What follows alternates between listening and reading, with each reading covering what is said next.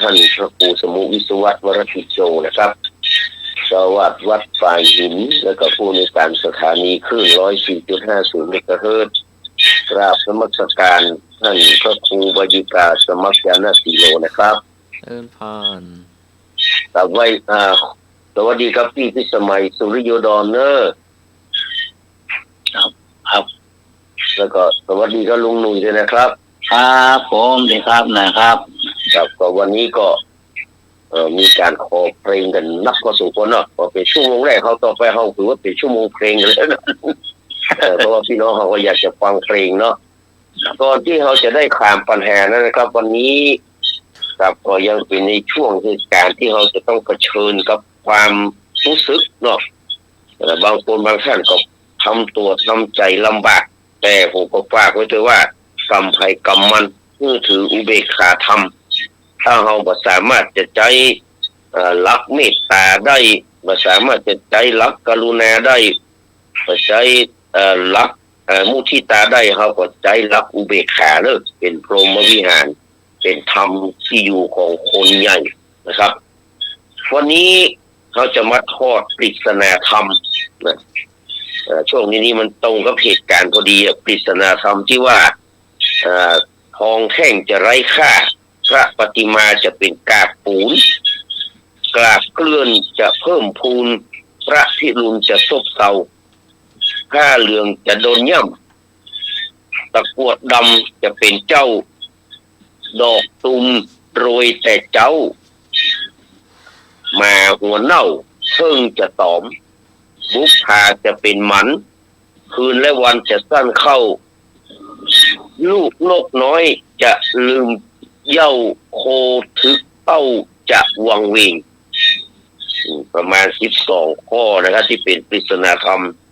สำหรับเป็นของครูบาเจ้าศรีวิจัยจะแต่มาแต่ว่าแต่เราก็ลองมาดูเขาว่าปริศนาธรรมนี้มันตรงกับภาวะปัจจุบันนี้ขนาดนักเลยอันดับหนึ่งก็คือทองแท่งจะไร้ค่าอันนั้นก็หมายความว่าพระธรรมคำสอนขององค์สมเด็จพระสัมมาสัมพุทธเจ้านี่มันจะมีคนสนใจน้อยลงเพราะมองบ่หันคุณค่าไปลง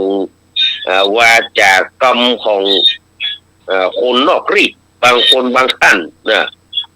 บางคนเบื่อพระก็ไปฟังอาจารย์เบียร์ใหญ่เนาะไปฟังอย่างอื่นเหี้ยมันก็เลยทำให้ค่อยเกวไปก็มีดังนั้นทองแท่งมันจึงจะไร้ค่าสมัยถึงพระธรรมคำสอนของพระพุทธเจ้าเนี่ยมันจะมีคนสนใจน้อยลงเนื่องจากว่ามันมีคนถ่ายทอดที่ตรงใจน้อยลง2พระปฏิมาจะเป็นกากปูนนี่ก็หมายถึงว่าคนเราจะเริ่มเคารพพระพุทธรูปน้อยลงบางคนบอกว่าไปไหว้อย่างเป็นกากเป็นหินเป็นทรายนี่คนก็จะไหว้ลงนะบางคนจัดรายการออกทีวีนะอีก็มีนะครับหรือว่าเสื่อมศรัทธาในพระพุทธศาสนาไม่ได้เสื่อมนะพุทธศาสนาไม่เสื่อมแต่คนมันเสื่อมศรัทธาเปลี่ยนศาสนาไปก็มีนะครับอันนั้นพระปฏิมาก็จะเป็นกากปูน3กากเกลื่อนจะเพิ่มพูนนั่นหมายถึงว่าไม่ใช่ว่าขี้กากขี้เกลื่อนจะขึ้นเต็มเนื้อเต็มตัวนั่นไม่ใช่นะมันหมายถึงเป็นปริศนาธรรมว่าความชั่วร้ายและมิจฉาทิฏฐิจะเริ่มลุกลามแผ่ขยายนักขึ้นนะครับการเขียนกติกาบ้านเมืองก็อยู่ในส่วนนี้ครับยุ่งเยอะยุ่งเหยิงนะครับแม้แต่ปัจจุบันนี้ก็จะมาเขียนกติกาโดยคนบ้านโดยเจ้าอาณาจักรจะมาเขียนกฎกติกาคือพุทธจักรคนที่อยู่ในพระเป็นองค์สงฆ์องค์ข้าเจ้าเป็นพระเนนไปปฏิบัติเนี่ยนะครับนักธรรมตียังบ่เคยเฮียนนักวาดยังบ่เคยท่องนะครับเสือกสมัยเด้อพอใจคำนี้นะเสือกที่จะมาเขียนกติกาคือพระสงฆ์องค์ข้าเจ้าได้ปฏิบัตินี่ก็มันบัดซบเลยนะครับนี่นะมันกลาเกลื่อนมันจะเพิ่มพูนนะแล้วก็พระพิรุณจะซบเซาไม่ใช่ว่าฝนจะตกน้อยลงไม่ใช่ฝนตกตลอดเลยแต่มันหมายถึงน้ำใจของผู้คนในสังคมจะน้อยลงความเห็นแก่ตัวจะนักขึ้น บ่ยอมกันบ่เอื้อเฟื้อเผื่อแผ่ไปทางใดก็ใส่จอดทางใดเพิ่นจอดได้2คันตัวเจ้าจอดขวางเงี้ยนะครับไอ้แกใส่ก็บ่ได้อ่อนแอกันก็บ่ได้นี่คือพระพิรุณมันจะซบเซาความเมตตาอารีต่อกันมันจะน้อยลงเนี่ยคนในประเทศว่าฮักกันไปเชื่อคำยุยงส่งเสริมของคนต่างประเทศเนี่ยมันหันละนะครับพระพิรุณจะซบเซาอย่างที่5ผ้าเหลืองจะโดนย่ำโอ้โหพระพิรุณจะซบเซาผ้าเหลืองจะโดนย่ำมันหมายถึงว่าคนมันจะบอกกลัวบาปมันก็เมามันกับการติเตียนดูหมิ่นดูแคลนพระสงฆ์องค์ข้าเจ้าเมารวมไปหมดมีผลกระทบโดยตรงกับพระเนนเถรน้อยที่อยู่ทางบ้านนอกวนาทางในเมืองตัวบ้านนอกวนาเท่าไรแต่ทางในเมืองนี่หันชัดเจนคนไปเมารวมเอาว่าแพะมันบดีเป็นอย่างนี้เป็นนะครับดังนั้นทุกคนเมามันในการติเตียนด่าพระสงฆ์ข้าเจ้าบางคนแอนฉายาพระพุทธฉายาพระสงฆ์ยังบัดถูกนะครับออกมาด่าออกมาว่าเป็นไม้เป็นมือเอาคนที่มีส่วนร่วมมากระทำมาสัมภาษณ์แล้วก็ปล่อยออกมาเพื่อที่จะย่ำยีพระสงฆ์องค์ข้าเจ้าดูหมิ่นดูแคลนจนบางพระบางสงฆ์ต้นพบมาได้เพื่อก็เอานำคำกรมาที่แน่กุฏิบอกว่าอย่าติฉินนินทาด่าว่าพระอย่าเลยละลบหลู่ผู้มีศีลอย่าเห็นพระสิ้นเกรดดังเศษดินโคนถวินคราวตายใครสวดยม เรื่องที่ผมย้ำอย่างที่6ก็คือตะกรวดดำจะเป็นเจ้าตะกรวดดำจะเป็นเจ้าไม่ใช่ว่าเหี้ยจะมาเป็นเจ้าไม่ใช่ไหมเหี้ยมันก็ต้องเป็นเหี้ยนั่นแหละเนาะครับแลนใหญ่นั่นแหละพูดถึงว่าแหละเหี้ยนะเนาะมันหมายถึงว่าคนดีคนชั่วเนี่ยจะมีพวกพ้องบริวารนะจะได้เป็นใหญ่เรื่องอำนาจอย่างนั้นก็เรื่องอำนาจก่อนเนี่ยก็สวของแกเนี่ยสวจังหวัดหนึ่งมีถึง11 คนเต็มลายจังหวัดบ่มีสวเลยมันเปลี่ยนไปได้ยังไงนะนี่คือเป็นปัญหานะครับคนบดีอ่ะนี่คือว่าตะกรวดดำมันจะเป็นเจ้าดีนะเพิ่งระยะยังไปก่อนหนึ่งอย่างน้อยมันก็ไม่ได้แผงฤทธิ์แค่ว่านะครับมันได้แผงฤทธิ์นักกว่านี้เนี่ยมันจะครอบครองประเทศไทยว่ากระดงเขายังไม่เอาไปหมดอ่ะแล้วก็7 ดอกตูมโรยแต่เจ้าก็หมายถึงว่าดอกที่มันตูมเนี่ยที่มันดอกตูมเนี่ยมันจะโรยแต่เจ้าก็คือมันจะล่วงตั้งแต่แรกๆเลยมันเปรียบเสมือนไม่ยิงก็ใจจะสมสู้กันตั้งแต่อายุน้อยๆน่ะยังบัดตันใหญ่เป็นบ่าวเป็นสาวแล้วสมัยลุงนุ้ยเนี่ย15 ปีนี้โอยตัวรับกล้ามโดดแอบน้ำเล่นอยู่ก่อนอยู่เนาะน้าเพื่อนยังป่วยเนาะโดดแอบน้ำเล่นอยู่เนาะคนเดียวนี่ไปได้ว่าปวดท้อง11 12อย่าเอาก็แล้วโอ้อย่าบูเลยบอกว่าโอ้ยตายแล้วลูกข้าหลานข้าแต่อันเราโผก่อนวัยอันสมควรละอย่าบูมันถึงบอกว่าอังโลโผก่อนวัยอันสมควรว่านี่คือดอกตูมจะโรยแต่เจ้าคุณว่าแล้วก็8 แม่หัวเน่าเพิ่งจะตอมเหรอแม่หัวเน่าเพิ่งยังตอมมันเหม็นขนาดแม่หัวเน่าเดี๋ยววะแม่ตายนี่เหม็นกว่าลุงนุ่ยโอ้อาจารย์สมัครรู้จักหมาเน่าเนี่ยไม่ใช่หมาตายนะถ้าหมาตายนี่ดีนะแต่ถ้าหมาหัวเน่านี่ไม่ดีนะอาจารย์สมัครนะแม่หัวเน่าเพิ่งจะมาตอมเพราะว่าปกตินี่เพิ่งมันจะต้องตอมดอกไม้เนาะ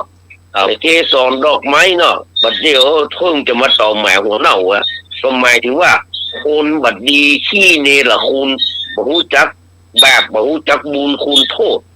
แต่สังคมจะยกย่องว่าเก่งแก้แสแม่เนี่ยมันก็เลยมีงูเห่าเต็มสภาล่ะ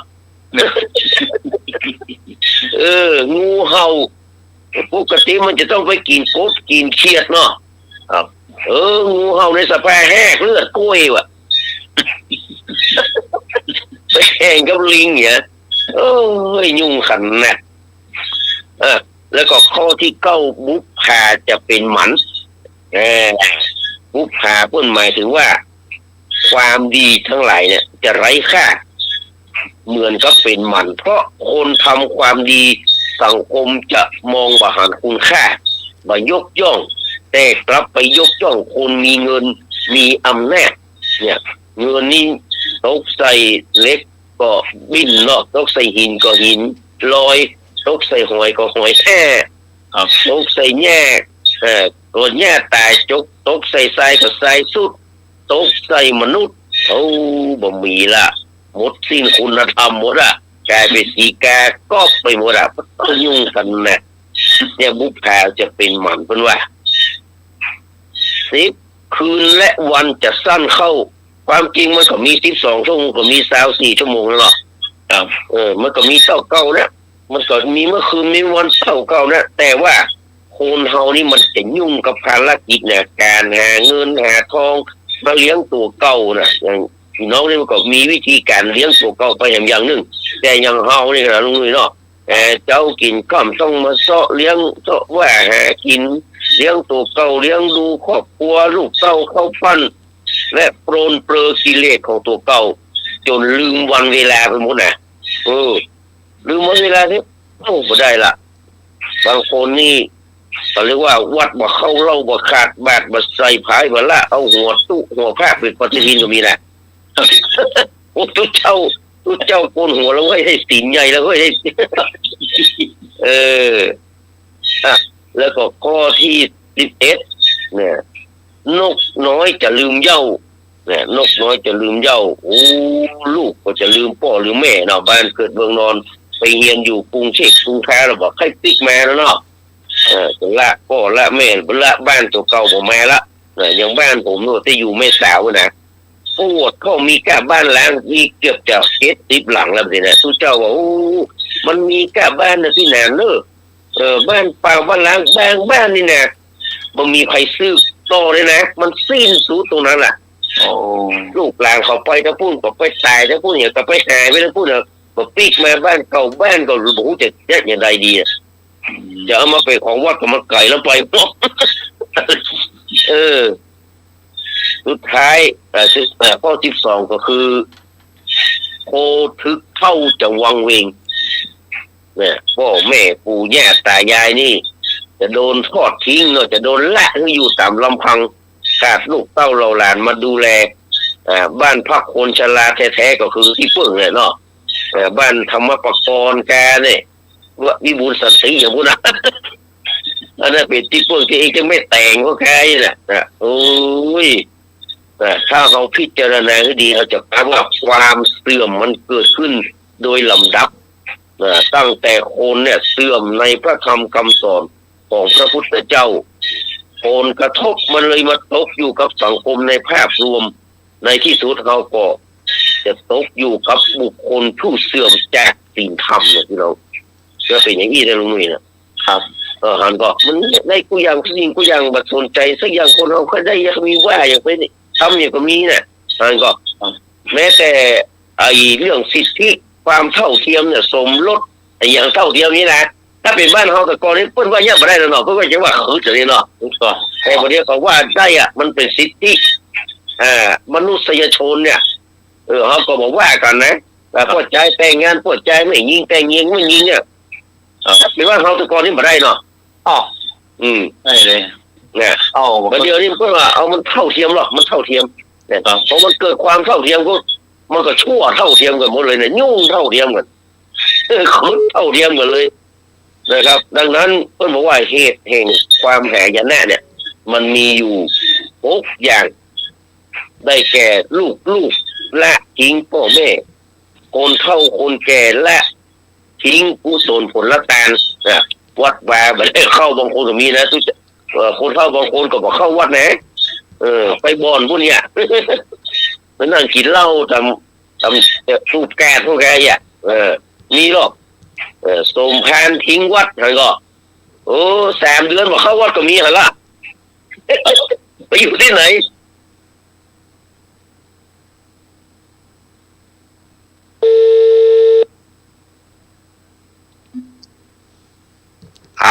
ทิ้งตำรา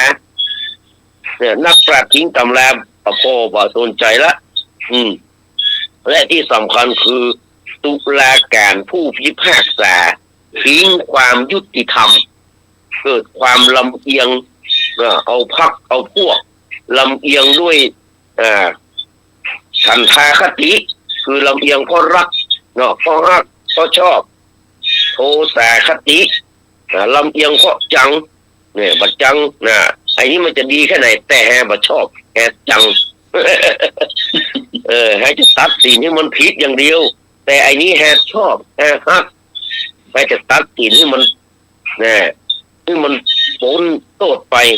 ก็มันเป็นมูเดียวกับแฮ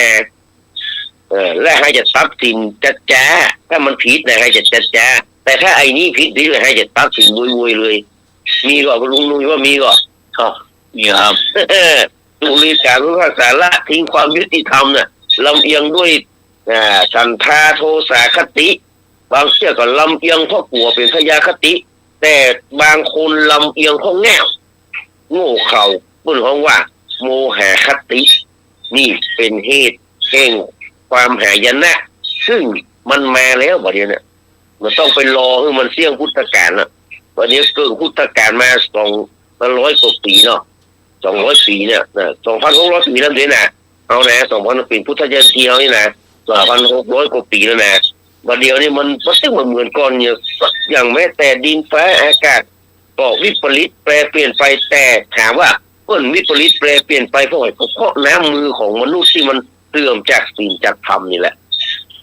ไม่ครับก็ฝากไว้กับเนี่ยทุกคนทุกท่านเลยนะครับเงินรักมายังไงมาแล้วไว้สาเนอะอาจารย์นี่รักเนอะครับผมครับนะตามได้ฟังปริศนาธรรมอยู่เนาะตามอยู่เป็นไปตามนั้นแต่นะอาจารย์เนาะแน่นอนเป็นไปตามนั้นแต่เลยเนาะจะเริ่มมาถามแล้วเริ่มมาถามคำถามเอาสัก3-4 คำถามเพื่ออาจารย์นี่รักได้มาแต่คือจะได้ชดเชยเล่านิทานเริ่มเลยเนอะวันนี้เพิ่งก็มีคนขอเพลงมาหลายคนเนาะเพลงไกลบ้านนี่ใครเป็นคนขอไอ้เหรอไอ้พงษ์เราเป็นคนขอดอกไกลบ้านนี่เพลงนี้นี่ครูชาลีอินทรวิจิตรนะครับพระครูสมานกาญจนปรินทร์เพิ่นแต่งคือชลินนันทนาครเมื่อปี2501ชลินนันทนาครจะไปเรียนต่อที่ประเทศสหรัฐอเมริกาจะไปเป็นนักเรียนนอกแล้วแทนชลินกันว่าเขาจะเนี่ยใดที่มีของอย่างไปฝากคือกับไอ้หมู่ที่ไปเรียนหนังสือตั้งนอกเป็นนักเรียนนอกบางคนนี่มันยอมพูดไทยก็มีนะดาราสมัยคนหนึ่งเป็นไม่ยิงไปอยู่ที่เนี่ยสหรัฐเนี่ยมันยอมพูดไทยติ๊กแม่มันยอมพูดไทยแล้วไม่ชอบภาษาไทยเป็นว่าไงกูช่วยกันเลยแต่งเพลงที่ชลินนครนะครับบอกว่าเอาไปร้องจะพูดให้เขาฟังถ้าเขาฟังแล้วเขาบอกให้นะคิงเอาปิกมาเนี่ยคิงมันต้องอยู่แล้วคิงปิกมาเนี่ยแสดงว่าหัวใจของไอ้พวกนั้นมันเป็นอเมริกันหมดละปรากฏว่าเพลงนี้กูชลินนันทนาครชื่อเขาเนี่ยเอาไปร้องนักเรียนนักศึกษาให้กันแสดงว่าหัวใจยังเป็นไทยอยู่เลยทำให้เพลงนี้ดังนะครับเพลงไกลบ้านเนี่ยอันรักกันอยู่ไกลสุดขอบฟ้าเนี่ยเพื่อนจริงๆมาจากคริสตนาสอนน้องรักกันอยู่ขอบฟ้าเขาเขียวเสมือนอยู่ห้องแห่งเดียวแห่งห้องเนาะแล้วห้องแห่งเดียวแห่งห้องชังกันวเลตาต่อกันแน่นะเหมือนอย่างว่าป่าไม้มาอย่างนั้นน่ะขอบฟ้ามาป้องป่าไม้มาบังเนี่ยนะที่เพลงเพื่อนเอาเพลงบันดาลใจมาจากคริสตนาสอนน้องเนี่ยครูนะครับนี่ก็เพลงของชลินนันทนาครและต่อไปก็เพลง3 หัวใจที่เป็นเพลงสุดท้ายเนาะอันนี้ก็แต่งโดยครูไพบูลย์บุตรขันธ์เมื่อปี2497มอบให้กับชาญเย็นแชเป็นผู้ร้องสมัยนั้นนี่มันมีหนังที่ว่า3 หัวใจเนี่ย ก็เลยแต่งเพลงนี้เป็นเพลงประกอบภาพยนตร์สามหัวใจที่ประพันธ์เป็นบทประพันธ์ของระพีพรน่ะระพีพรก็คือใครก็ที่เป็นศิลปินแห่งชาติอ่ะซึ่งเป็นแฟนของชูศรีพุ่มชูศรีเนี่ยที่ตายพร้อมกันเนี่ยครับคนแต่งเพลงแล้วก็ไปแต่งเป็นละครตัวเอาไปทำหนังดีลมิตเอาไปทำหนังตอนนั้นนะแล้วก็มีสุรสิทธิ์สัตยวงศ์แสดงสอัศนะจินดาวิไลวันวัฒนพานิชเนี่ยแสดงในสมัยนั้นเฉลิมกรุงชายที่ไหนเฉลิมกรุงโคลิเซียมดาด้าอย่างนั้นก็นะไม่ได้เตะขว้างหมดแล้วเนาะเอามีแล้วล่ะโคลิเซียมดาด้าอย่างนั้นมันมีละอันนี้ก็เป็นเพลงสามหัวใจพอดีวันนี้อีน้องคนบ้านเฮาเนี่ยเป็นคนเมืองหมูคนที่ไหนนี่น้องพลอยน่ะร้องเพลงนี้แล้วก็ได้ไอ้ก็โคเดนซองอ่ะได้รางวัลได้ผ่านเข้ารอบเนี่ยได้ผ่านเข้ารอบ36 คนสุดท้ายเนี่ยได้2 คนได้เขามีเพลงสามหัวใจนี่เพลงหนึ่งที่เอาไปร้องเนี่ยก็เลยอยากจะถามว่าเพลงสามหัวใจเนี่ยมีอารมณ์อันใดพ้องที่อยู่ในมีอารมณ์อันใดพ้องที่อยู่ใน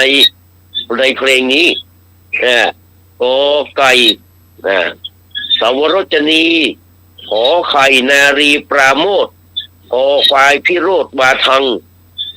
งองูสันลปังควิสัยจอจานข้อคอควายกับงองูถูกสามเพลงสามหัวใจมีลักษณะใดบ้างอยู่ในเพลงนี้1กอไก่สาวรจนีขอไข่นารีปราโมทคอควายพิโรธวาทังงองูสันลปังควิสัยงอจอจานคอควายและงองูถูกเลยเป็นข้อแรก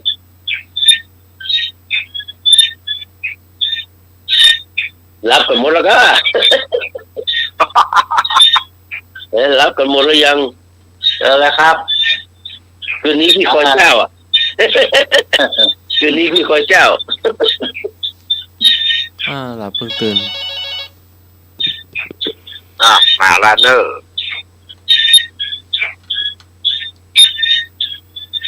ฮัลโหลครับผมมาตรการครับมาแล้วสุดท้ายคือขอไข่ให้ยังขอไข่ครับมาตรการครับขอไข่เนาะอันนี้ปราโมทเนาะ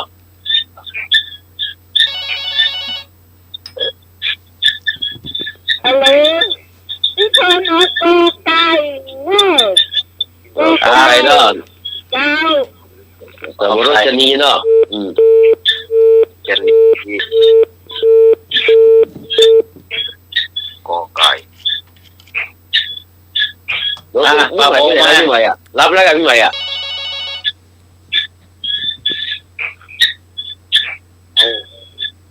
ปากกาครับเลยครับผมไม่คงว่าได้ขอควายครับขอควายเนาะครับขอควาย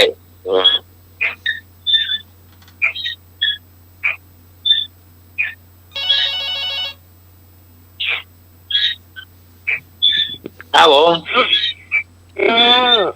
พี่ฮอนเอาคอจอจานแม่ขอควายและงองูเจ้าก็ปลาเศร้าเนาะปลาเศร้าจอจานเนาะจอจานแต่มีเห็มก็แล้วครับนี่มันก็มีเฉลยเนอะเฉลยไว้ก่อนเนาะเอาอธิบายไปก่อนสาวรจนีนี่คือการชื่นชมการชมความงามแบบว่าความงามของสถานที่ความงามของนารีความงามของไม่ยิงความงามของทั้งหมดเรียกว่าสาวรจนีนารีปราโมทก็คือนารีปราโมทก็คือการ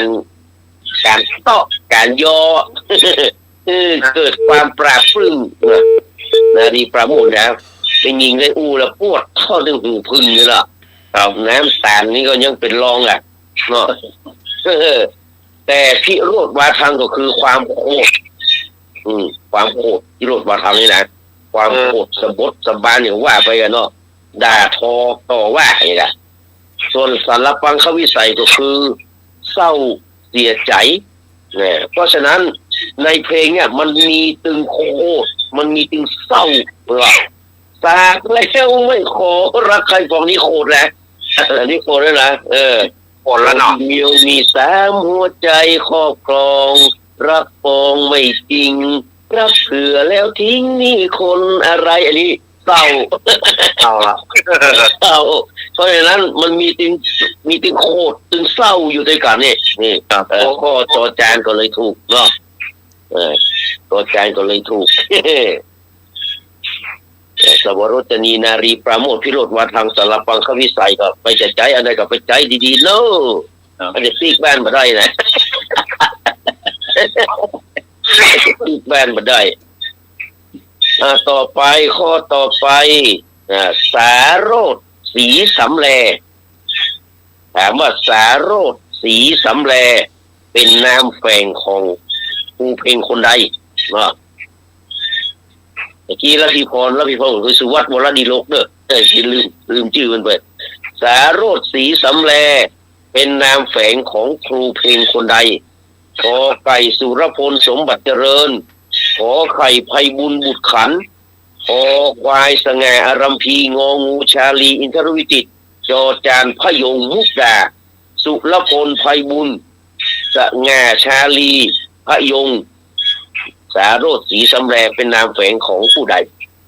ชื่อต่อได้เนาะชื่อ สาโร ต่อ ธศรีสำแลชื่อลูกบ้านนอกแท้ๆนี่นะ ใครจะตอบมาเจอเลยครับนมัสการครับครับผมคำตอบสุดท้ายคือชาลีอินทรวิจิตรครับเนาะครับนมัสการครับชาลีพ่อชื่อบ้านนอกได้ไหนเนี่ยพ่อ อยู่ในเมืองแพร่ชื่อละหมูจักละครับลูกตาครับผมพยงมุกดาครับผมครับผมพงมยงผู้แหล่เนาะครับขอบคุณครับไปแหมมาเจ้าครับพยงมุกดาไม่ย่อยมาเอาพยงมุกดาเจ้าครับพยงมุกดาไอ้แม่เหรอแม่สุพิษครับแม่สุพิษเนาะครับไม่ย่อยเจ้าไม่ย่อย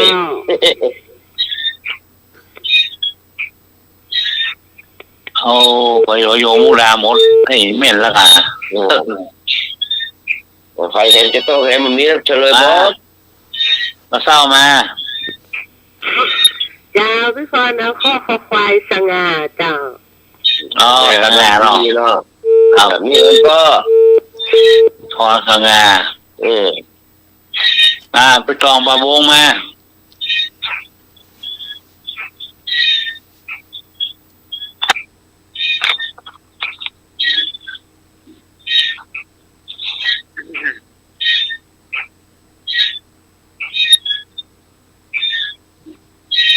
บรรยากาศดีเหรอเอาตอบเด้อเลยครับเอาขันนิสัยนี่ก่อนเอาสายนี้ก่อนมาฮัลโหลพี่ชายไหนก็ตกใจครับคุณพ่อสุรพลสมบัติเจริญครับแล้วพี่สมัยเป็นอะไรเนี่ยรับพอแล้วกันไหนพี่สมัยพี่สมัยรับไปแล้วบินบาทแล้วพี่สมัยไหนรับแล้วกันมันจะลุกไปใส่บาทก็เขาเวลาที่มันกี่โมงนะอากาศโอ้โหน้าเพิ่งตื่นจะเลยเนอะครับปรากฏว่ามีข้อถูกเลย ไม่มีใครเอาข้อขอใครสักคนเลยอ่ะ มันพวกนี้ก็คือไพบูลย์บุตรขันธ์ อ๋อ ไพบูลย์บุตรขันธ์เนี่ย เมื่อครั้งแต่งเพลงน้ำค้างเดือน6เนี่ยแต่งเพลงน้ำค้างเดือน6กับสุรพลสมบัติเจริญน่ะใจชื่อว่าสาโรจน์ศรีสำแล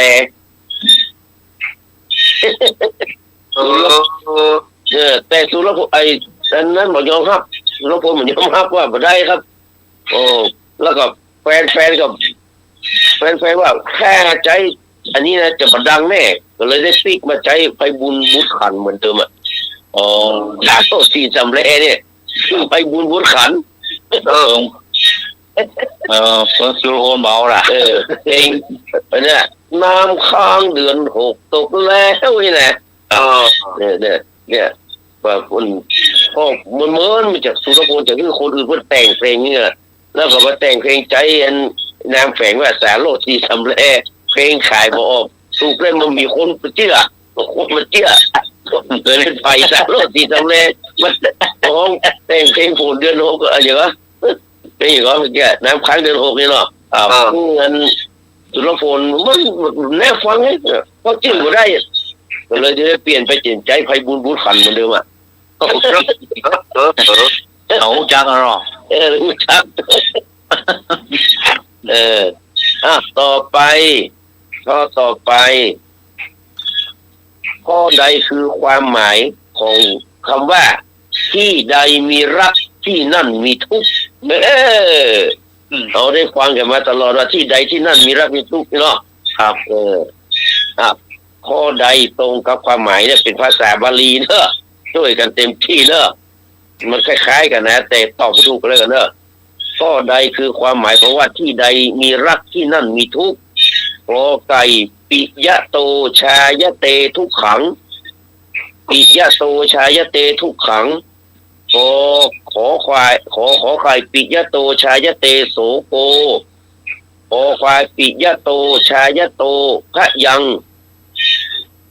ปิยะโตชายเตพระยังงองูปิเยหิวิปโยโคทุกโขปิเยหิวิปโยโคทุกโขคอควายเนาะจอจานอัปปิเยหิสัมปโยโคทุกโขอัปปิเยหิสัมปโยโคทุกโขก็ได้หมายเขาเป็นที่ความหมายของที่ใดมีรักที่นั่นมีทุกข์ปิยะโตชายเตทุกขังปิยะโตชายเตโสโกปิยะโตชายเตพยังปิเยหิวิปโยโคทุกโขและอปิเยหิสัมปโยโคทุกโขมาเลยเด้อนั่นแหละครับตุกหมดตุกน้อยอันใดตุนักตุน้อยนะครับอันใดนะมันที่ว่าคนตอบถูกคนนี้นะครับที่ว่ามีคนตอบถูกอยู่คนเดียวก็ทุกมี2คนก็ทุกมาตรการครับการตอบสุดท้ายคืออย่างข้อควายข้อควายมาตรการครับข้อควายเนาะปิยะโตชายเตพยังทุกเมียปากหน้าเมียพี่พรเอากอไก่เจ้าก็ไปเลยนี่ปลาเศร้าเนาะปลาเศร้าแม่พยามาว่ายืนแหมทุกหมดเรียกเอาก็ถึงว่าในนี้มันมีทุกข์นะมันมีกระตุกพระพุทธเจ้าก็สอนเรื่องว่าทุกข์ละแล้วเขาจะซื้อไปพ้นทุกข์ได้อย่างไรได้หรือว่ามันมีสุขมันมีนะมีกันนิพพานังปรมังสุขังนั่นน่ะครับอย่างอื่นที่มันมีเป็นทุกข์หรือยังล่ะครับผมเอาไก่ตัวพี่พรเจ้าเอาไก่เนาะแม่สุขีไปเนาะย่อยเนาะครับเจ้ากับไว้สาลูกเนนเป็นแม่เจ้าสวัสดีแม่สุขีเด้อมาช่วยกันทุกมาเจ็บสีอันเสียงเราไปเด้อโอ้ขอบพระคุณครับพี่ครับใครเอาแค่พ้นทุกข์ก็ไปวัด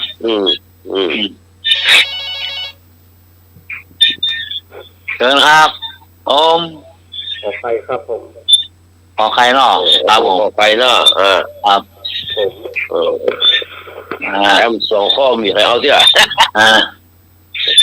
เตรียมสองข้อ เดี๋ยวข้ออย่างครับ ข้อ เดี๋ยวข้ององูกับคอควายงองูกับจอจาน โอ้จอจานนะโอ้เอาจอจานเนาะ จอจานเนาะ ครับ ต่อไปเฉลยเอาครับแปลก่อนปีข้อขอใครนี่ปิยะโตใครมาแหมเอามาโอกาสก่อน ดีครับ ไม่น้อย ครับ เอา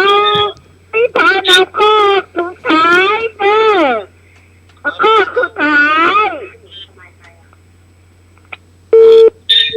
ครับ ฮัลโหลพี่หลาน พี่สาวข้อขอควายจอจาน มันมีข้อ ครับ ทุกโขข้อใจอ่ะ ก็จอจานก็งองูปีเยอีประโยคโอทุกโข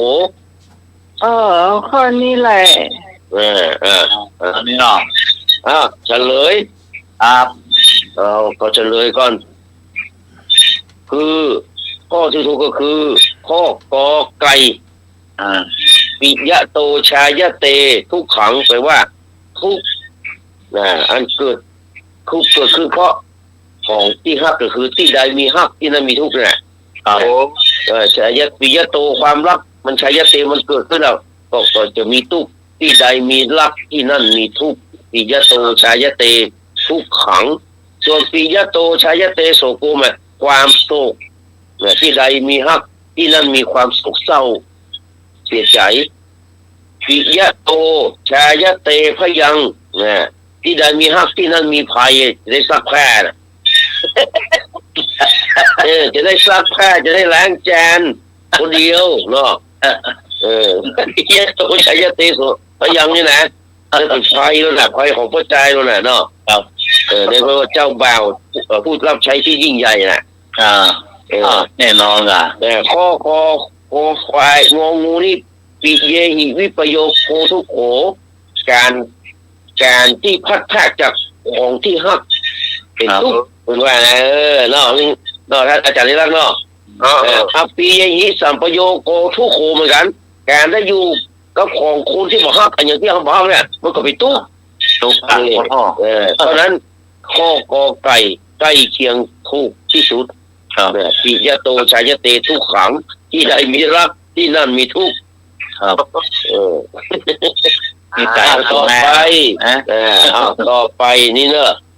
ข้อความดังกล่าวนี้อยู่ในเพลงใดเนี่ยที่ใดมีรักที่นั่นมีทุกข์อยู่ในเพลงใดที่ว่าเนี่ยที่ใดมีรักที่นั่นมีทุกข์เนี่ยอยู่ในเพลงใดที่ใดมีรักที่นั่นมีทุกข์ไร้สุขเกิดกรรมโอ้จริงมันคำพระศาสดาเพลงอย่างนี้ชื่อเพลงอย่างกอไก่ตารางดวงใจขอไข่ปรารถนาคอควายแล้วจะรู้ว่าพี่รักงองูรักแสนเศร้าครับผม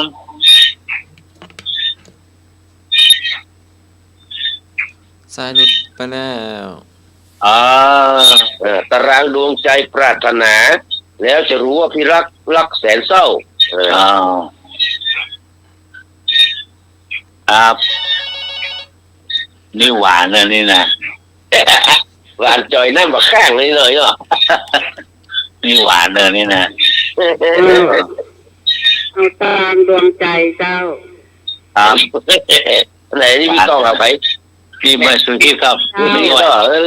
ไม่สุพิษมาเลยนะมีข้อหวานมันเพลงอื่นเป็นไปไม่ได้มันต้องเป็นตารางดวงใจนี่แหละข้อนี่หวานหมดเลยไม่พิษตัวตีนะไม่พิษอันนี้มัน มันเปิ้นห้องตั้งแต่2497แล้วบันทึกเสียงอ่ะ โอ้เคยพอดีครับ เนี่ยฮะตัวพอดีเนาะ ครับ 2497เนี่ยซึ่งได้มา71ปีแล้วเนาะพี่เนาะ ครับครับผม 71ปีแล้วเนาะพี่เนาะก็เพลงนี้แหละ ครับ ครูไพบูลย์แต่งเหมือนกันนะแล้วก็อันเนี่ยชาญเย็นแขเนี่ยห้อง โอ้ ก็เอาต่อไปเป็นก็สุดท้ายเนอะก็สุดท้ายถามว่าชาญเย็นแขร้องเพลงของครูไพบูลย์มาได้16เพลง ปัดโถ ร้องเพลงของครูไพบูลย์บุตรขันเนี่ย66เพลงเนี่ยเป็นนักร้องฟูกอะเป็นนักร้องฟูกเพราะว่ามีเพลงหนึ่งที่ครูเพื่อจะแต่งเนี่ยเพื่อจะให้โคแห่งปูนห้องแต่คนนั้นมันมาแม้แล้วพอดีมันมีครูสมานเนี่ยครูเจียวเนี่ยแปลเนี่ยไอ้ก็เนี่ยมาตัวจะมาเอวหาครูไพบูลย์แล้วก็แปลชาญเย็นแขมาตัวชาญเย็นแขก็เลยได้ไปอัดเพลงให้ครูไพบูลย์บุญขันเนี่ยได้16เพลง โอ้ ถามว่าเพลงไอ้อย่างเป็นเพลงแรกที่ชาญเย็นแขร้องให้ครูไพบูลย์ที่ครูไพบูลย์แต่งเนี่ยครูไพบูลย์แต่งเนี่ย66เพลงเนี่ยเพลงอย่างเป็นเพลงแรกขอไก่กลิ่นโคลนสาควายขอไข่แม่สีเรือนขอควายตารางดวงใจงองูข้าน้ำนมกลิ่นโคลนสาควายแม่สีเรือนตารางดวงใจแค่น้ำนมเพลงนี้เป็นเพลงแรกที่อาจารย์เย็นแขร้อง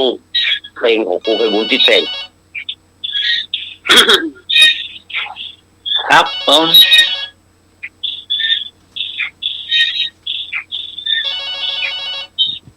ครับ ครับผม ครับผม ออกใครครับผม ออกใครเนาะครับ นี่ไหวไอ้พงไหว ถ้าวงภาษาครับ ขอไปเนาะ ขอไป ขอไปพอแอมแม่แม่สีเรือน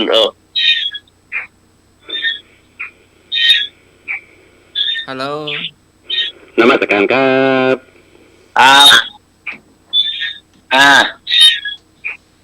คำตอบสุดท้ายคืออะไรอย่างเพลงอันที่เห็นกอไก่อ่ะ ออกไปเนาะ กินจากไฟเนาะ กินคนสับควายครับ จากไฟเนาะ ครับ อย่าดูหมิ่นชาวนาเหมือนดังตาสี แต่จงพลปอบ่ชอบพ่อจ้อติดจ้อจงพลปอชื่อตาสีกลางหลังครับผมรู้เลย เอาแม่สีเรือนเจ้า แม่สีเรือนเนาะ เป็นเรื่องเนาะสุพี่ แถม เรือน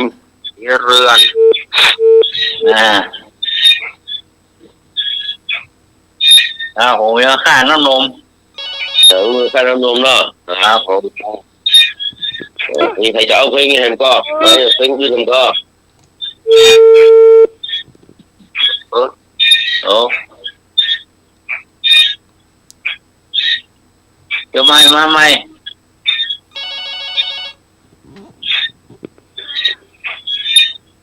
ครับผมหลุดลอยลูกบอลไล่เอามาใหม่ดูลอยลูกบอลไล่นี่จะเฉลยละ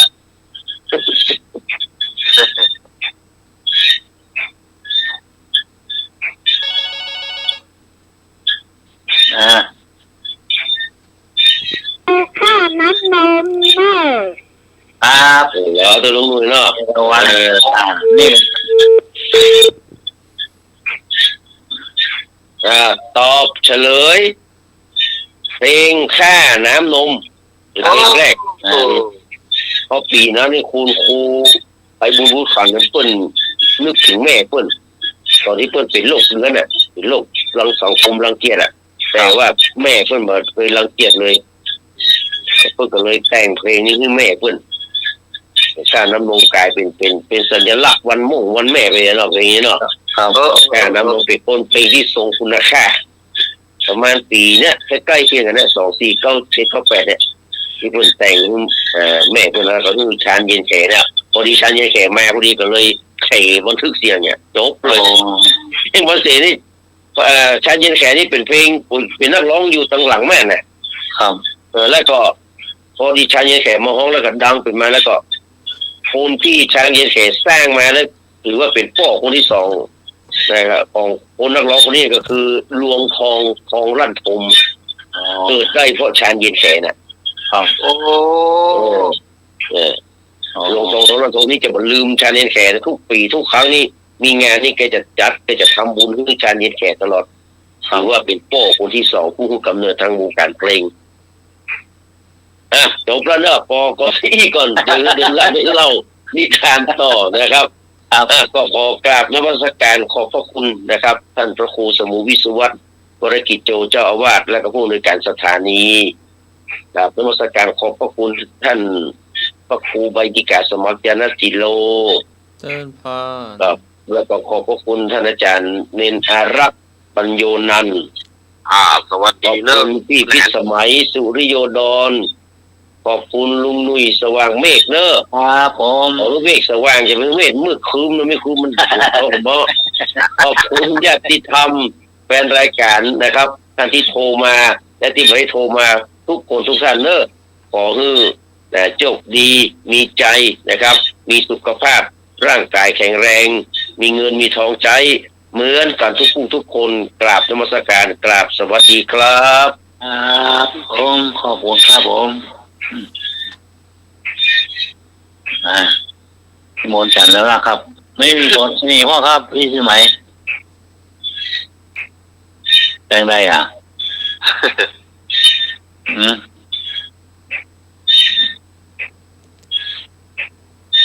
เองข้าน้ำนมมันนึงหมดหรอเพราะนั้นเปิดมันหน้าต่างวางหมดละเนาะ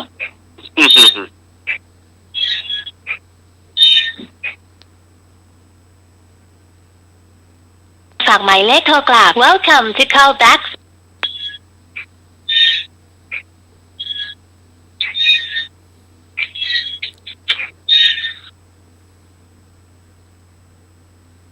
การฝากหมายเลขโทรกลับ Welcome to call back service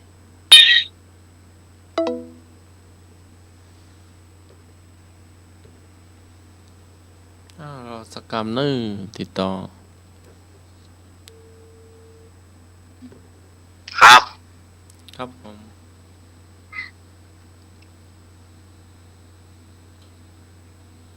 นิมนต์อาจารย์เราในฐานะนึ่ง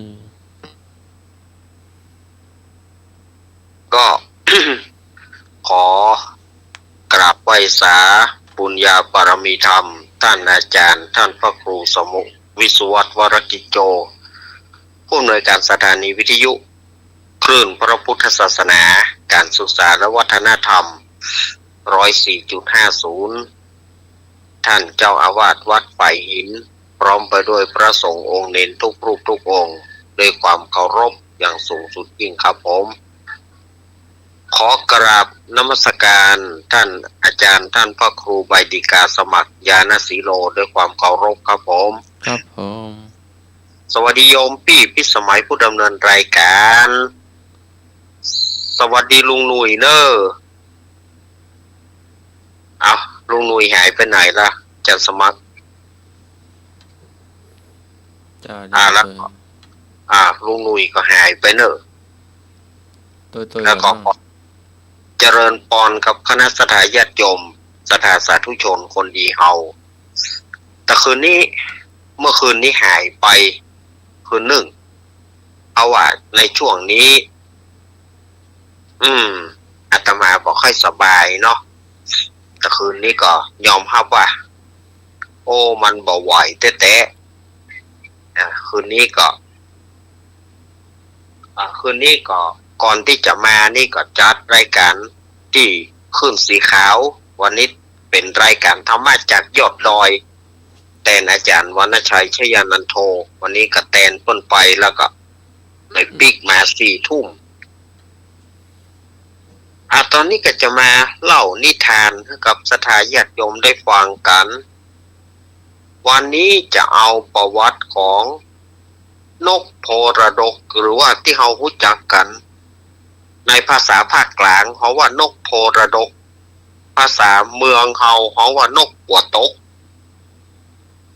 นกโพระดกหรือว่านกกัวตกเนี่ยมันมีที่มาที่ไปของมันอย่างอีเนอร์เมินมาละในสมัยก่อนมี3พ่อแม่ลูกโดยเฉพาะอย่างยิ่งผู้เป็นป่อนั้นบัดใจป่อแต้ของละอ่อนคนนี้เป็นป่อเลี้ยงเป็นป่อแน่ใหม่ๆผู้ที่เป็นป่อแน่หรือว่าป่อเลี้ยงนี่ก็ฮักลูกเลี้ยงเนี่ยเหมือนกับลูกของตัวเก่าแต่เมินเข้าเนี่ยความฮักก็กลายเป็นความจังอันนี้นะในเรื่องประวัติเก่ามันนะป่อเลี้ยงนี่ก็จะฆ่าลูกหาวิธีที่จะฆ่าลูกเลี้ยงของตัวเก่างานที่บ้านประเพณีสำคัญที่บ้านของเขานี่ประเพณีไปเก็บไข่นกนางเอ็นที่ในถ้ำฮิโร่เก็บไข่นกนางเอ็นที่ในถ้ำผู้ที่เป็นป่อเลี้ยงนี่ก็กึดใจได้แล้วว่าอย่างไรจะต้องจวนลูกเลี้ยงไปและจับถึงเวลาก็จะฆ่าเนี่ยด้วยการจะพลักหรือว่าจะยู้ลงก้นถ้ำเนี่ยทีนี้ก็จวนลูกไปน้อยไปตัวป่อไปนี่นะป่อจะปาไปเปิ้นไปเก็บไข่นกกันเนี่ยหรอลูกเลี้ยงมาเขาป่อลูกกัวโต๊กไอ้กัวโต๊กไอ้บอกไปเต้แน่เชื่อกะป่อมินิทุกคนจะไปกลัวหยังไปละอ่อนคนนี้ก็เลยไปเมื่อไปก็ชาวบ้านเปิ้นก็ไปท่ากันที่หน้าถ้ำนะเพื่อจะลงไปเก็บไข่นกนางเอ็นนะไปเก็บไข่นกไปเอาหางนกตัวไปเก็บไข่นกแล้วก็จะไปเอาหางนกแสดงว่านกนางเอ็นนี่หางของมันนี่น่าจะอยู่ก้นถ้ำบนนะที่เปิ้นเอามาเป็นหลังนกอะไรอย่างนั้นนะ สมัยก่อนพวกก็ไปเก็บกันส่วนว่าพ่อใจคนนี้ก็ เอาสาแหลกนะเอาสาแหลกที่เปิ้นไปเอาลวดมาฟันกันแล้วก็เอากระบุงหรือว่าเปียกเนี่ย โดยเอาเจือกที่มันใกล้ที่มันจะขาดแล้วเจือกที่มันใกล้จะปูดแล้วเอาใส่เอามัดกับสายบุงหรือว่าสายเปียกเนี่ยแล้วก็ลูกเลี้ยงเข้าไปอยู่ในหั่นไปอยู่ในเปียกนั้นลูกเลี้ยงก็ไปอยู่ในเปียกนะส่วนว่าผู้เป็นพ่อเลี้ยงนี่ก็ได้ทีโอกาสไอ้ละอ่อนแง่วเอ้ยวันนี้แหละจะตากมึงขาดแน่แล้วกูจะได้อยู่สุขสบายโดยที่บ่มีมึงอยู่มันก็โยนเจือกโยนก้อยโยนลงไปละอ่อนนั้นมันก็ไปหันใส่เจือกเจือกนั่นน่ะใกล้จะปูดละมันก็บอกว่าพ่อกลัวโต๊ะพ่อไอ้กลัวโต๊ะว่าต้องว่ากลัวโต๊ะหรอกมึงตายเนี่ยวันนี้อย่างเงี้ยมันก็ทำประสนใจก็กระตุกคือเจือกมันขาดลงทีนี้เจ้าบ้านก็บอกว่าโอ้ยลูกพ่อจะโตขึ้นแล้วไปอย่างนั้นเนี่ยลูกจะโตขึ้นแล้วนะนี่ก็บอกลูกก็บอกไปพ่อไอ้กลัวโตแต่ว่า ผู้เป็นป่อแหน่เนี่ยก็บ่สนใจก็คงโยนเชือกโยนลงไปจนในที่สุดไอ้เชือกนั้นมันก็ลุดปุ๊ดออกไปเมื่อเชือกนั้นปุ๊ดร่างของละอ่อนกับกระบุงหรือว่าเปียดเนี่ยกับพวกตบก้นถ้ำบ่ละอ่อนล่างแหลกเหลวทีนี้เจ้าบ้านเจ้าจองก็ปาก็ไอ้ตัวนี้ ได้แม่เปิ้นแล้วฆ่าลูกเปิ้นคนบัดดีฝ่ายไปคบเนอะอาจจะไปคบเนอะนี่ไงเจ้าบ้านก็เลยปากันรังเกียจฉันเพราะใจคนนี้แม้ว่าจะออกไปทางไหน เขาก็ปากันขับไล่ไปจะไปมาอยู่ที่นี่ ไปไกลๆคนใจให้อีกก็ควรคบเขาก็ปากันตีปากันขว้างหันที่ไหนเขาก็ปากันตีปากันขว้างติ๊กได้บะหินก็บะหินได้ขี้ทรายก็ขี้ทรายขว้างไปจนในที่สุดพ่อใจคนนี้ก็ต้องคุกอยู่ในบ้านจะออกไปทางใดก็โดนขว้างออกไปทางใดก็บ่ได้โดนขว้าง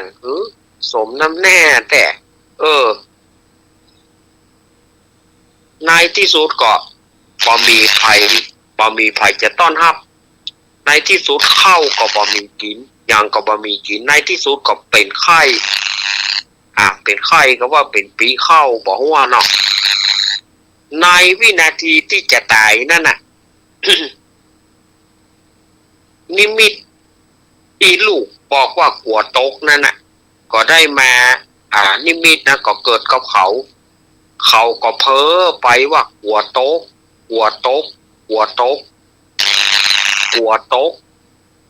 แล้วก็สิ้นใจตาย เมื่อสิ้นใจตายแล้วก็ไปเกิดเป็นนก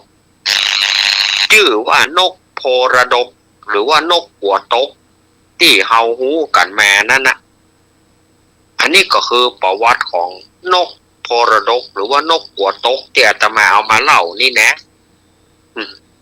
สมัยก่อนนี่มันเปิ้นจะมีเพลงของเปิ้นเนาะสมัยก่อนหนังเรื่องนี้เปิ้นก็สร้างหนังนะนางสาวโพระดกของจารุณีสุขสวัสดิ์ป้าเปิ้ลจารุณีสุขสวัสดิ์เป็นผู้แสดงเป็นนางเอกเนาะชื่อนางสาวโพระดกถ้าหนังเรื่องนี้ไปฉายที่ไหนไม่จะมีเพลงหรอกขอสุมาญาติโยมเนอะเพลงเปิดเสียงนกโพระดกเนี่ยมันร้องโหกปกอยู่โหนไหน ก่อนเนาะถ้าฝ่ายได้ยิน เพลงนางสาวโพระดกนี่นะเรื่องของนกโพระดกเนี่ยมันจะมีเพลงของมันอีกอันนี้ก็เอามาเล่าให้กับสถานญาติโยมได้ฟังเนาะรายการของเฮาก็ยังจะอยู่ต่อเนอะส่วนอาตมาขอลาก่อนเนอะสถานญาติโยมเพราะว่าช่วงนี้ร่างกายมันบ่ค่อยพร้อมตะใดร่างกายบ่ตะใดเนอะเดี๋ยวอาจารย์สมัครฮับลุงลุยแล้วก็ทีมงานเฮามาจัดรายการต่อไปขอขอบคุณท่านอาจารย์วิสุวัฒน์ครับผมขอขอบคุณท่านอาจารย์สมัครครับผมครับผม โยมพี่พิสมัยโดยแล้วก็ลุงหนุ่ยโดยสถานญาติโยมที่เปิดวิทยุรับฟังโดยก็เดียวกับฟังรายการของเฮาต่อไปอาตมาขออำลาก่อนเนอเอาไว้เสาร์อาทิตย์หน้าถ้าบัดติดภารธุระอันใดก็จะมาดำเนินรายการต่อไปจะมาร่วมจัดรายการต่อไปช่วงนี้อย่างว่านะร่างกายมันแย่สถานญาติโยมช่วงนี้นี่สุมาอภัยบ่ได้มาจัดเต็มเม็ดเต็มหน่วยสุมาอภัยเนอเอาไว้เสาร์อาทิตย์หน้าก็คงดีกว่านี้เนาะก็ขอเจริญพร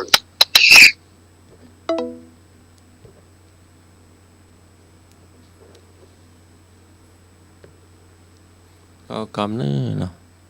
ตัวลงหน่วยตัวเฮ็ดหน้าไหมเนาะตะเกว่า ครับ ทำไมเราจะกำเลย การฝากหมายเลขโทรกลับ Welcome to call back ถ้าปิดโทรศัพท์ก็ไม่ติด ฝากหมายเลขโทรกลับ Welcome to call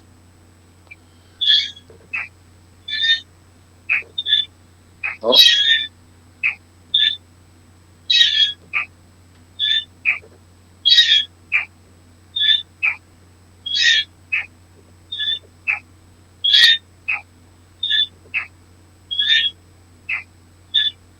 ได้สักเบอร์ครับ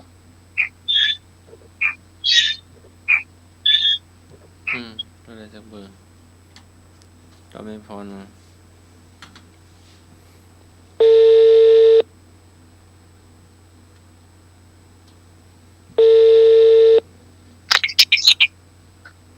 เจ้าการรักษาเจ้า เจ้าหน้าหมายไปไหนหน้าหมายไปไหน เหนื่อยจะดับเจ็บดับเลยเจ้าอันนี้ โทร น่ะ 4-5 เบอร์ติด ปิ้นหมดละ เจ้าแล้วก็เข้ารายการต่อนะ เออ นั่นกลางรับจบแล้วครับ เจ้าจบอันเวลาที่สิละที่ อ๋อ สิละ นี่หมายปิ้นหมดเบอร์ เจ้า ลืมเสียบแล้วตรงนี้ฮะ อ๋อ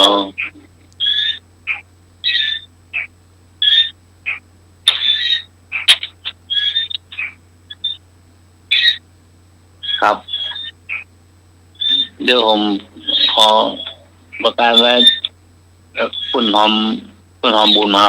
ครับผม เจ้า เจ้า ครับขออนุญาตนะครับปุ่นหอมบุญและชื่อว่าหอมบุญมันเขาหน่อยวัดดอนตันครับผมครับหอมบุญของไอ้บุญทรงนะครับผมไอ้บุญทรง1,000 บาทนะครับผมครับพวกนั้นนิสม900 บาทนะครับลุงหนุ่ย600 บาทครับกรกมล600 บาทครับผมสัตว์สมัคร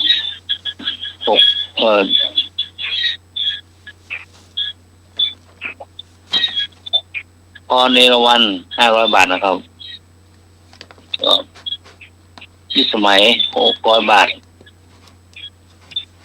แม่จันทาชื่นใจ500 บาทครับผมพรปลาเศร้า300 บาทครับผมแม่จื่นสุริโยดร300 บาทครับ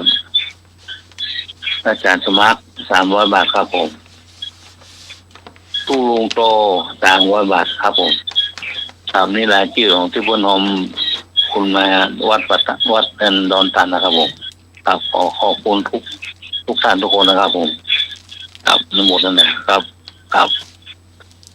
นี่ก็เก็บเลขผสมน้อย นี่ดอนตันเนาะวัดดอนตันครับ บ้านน้องพี่สมัย เจ้า ครับ บ้านเปิ้นบูรณะวัดใหม่ไฟฟ้ากับแปลงใหม่เรื่องแปลงใหม่หมดครับ ทุกอย่างปรับปรุงไปหมดแล้วเจ้า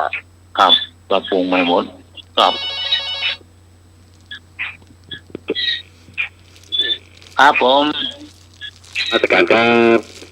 ครับผม ผมพร้อมครับที่จะไปร่วมตัวครับเนาะผมไปแน่นอนครับ1,000%เลยครับเนาะค ค รั รั บบ ผม นมัสการครับ ครับผมครับ จะหอมเท่าใดอ่ะ ครับแฟนมาแท้ยังไม่เปิดเผย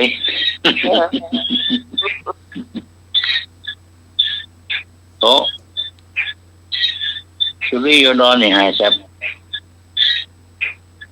ซับกะ ก็บอกนะ นักลาบกะครับผม อันไม่ดูไม่ ครั มี บ กับที่เพลงกดจับกันไปไม่ได้เนอะน้องใหม่คงจะกินยาแล้วก็คงจะหลับไปละ อ๋อครับ น่ะ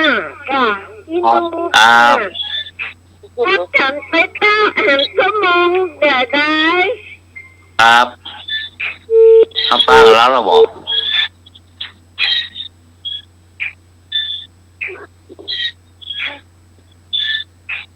อาจารย์มีนี่เหรอครับชาละมันครับ เจ้า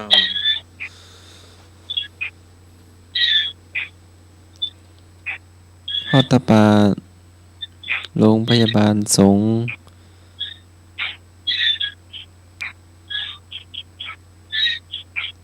โรงพยาบาลมหาราชนครเชียงใหม่นี่เนาะ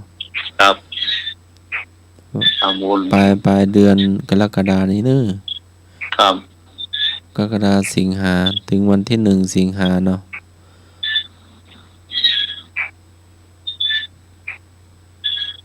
ทำบุญช่วยพระเนาะพระสงฆ์พระพระตึกสงฆ์ ตามที่พระพุทธองค์ได้ตรัสไว้นะเนาะ ครับ ผู้ใดอุปถากภิกษุอาพาธ จะให้เงิน ผู้ หม นั้น ด ชื่อ เนาะ ว่าอุปถากพระตถาคตเนาะ ครับ ทุกอย่างใช้เงินหมดใช้เงินได้หรอ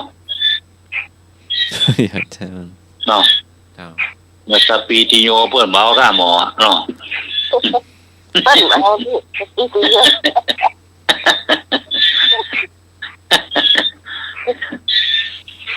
ยาเม็ด400สปีติโยอยู่ดีริมสูงเนื้อหมออยู่เบาข้าเนาะ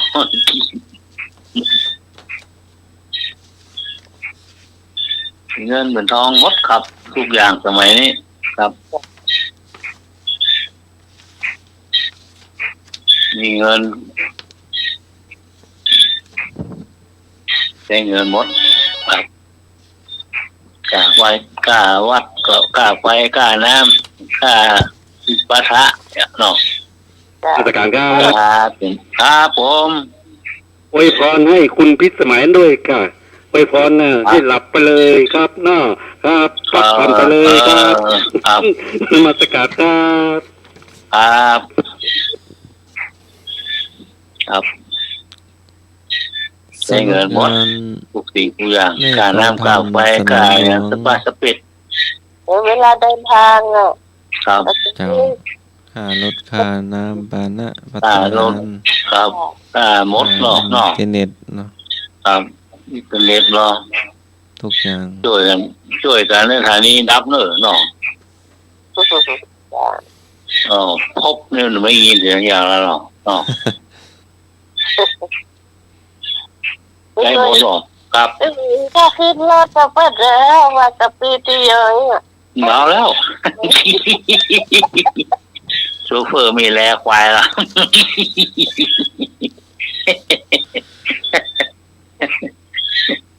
สำนักงานแม่กองทัพสนามหลวง เรื่องการสอบพัมสนามหลวง ประจำปี 2568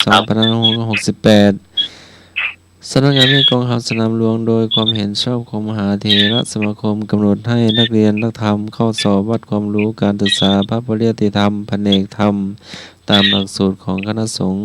พร้อมกันทั่วราชอาณาจักร ครับ นักธรรมสันติในวันพุธที่ 1 ตุลาคม 2568 ตั้งแต่เวลา 13 นาฬิกาถึง 16 นาฬิกาสอบวิชาเรียงความแก้กระทู้ธรรม วันพฤหัสบดีที่ 2 ตุลาคม 2568 ขึ้น 10 ค่ำเดือน 11 เวลา 13 นาฬิกาถึง 16 นาฬิกาสอบวิชาธรรมะ วันศุกร์ที่ 3 ตุลาคม 2568 ขึ้น 11 ค่ำเดือน 11 เวลา 13 นาฬิกาถึง 16 นาฬิกาสอบวิชาพุทธประวัติ วันเสาร์ที่ 4 ตุลาคม 2568 ขึ้น12ค่ำเดือน11เวลา13 นาฬิกาถึง16 นาฬิกาสอบวิชาวินัยส่วนนักธรรมชั้นโทเอกในวันศุกร์พฤศจิกายน2568สอบวิชาเรียงความแก้กระทู้ธรรมวันที่เสาร์ที่8พฤศจิกายน2568แรม3ค่ำเดือน12ตั้งแต่เวลา13 นาฬิกาถึง16 นาฬิกาสอบวิชาธรรมะวันอาทิตย์ที่9พฤศจิกายน2568ครับ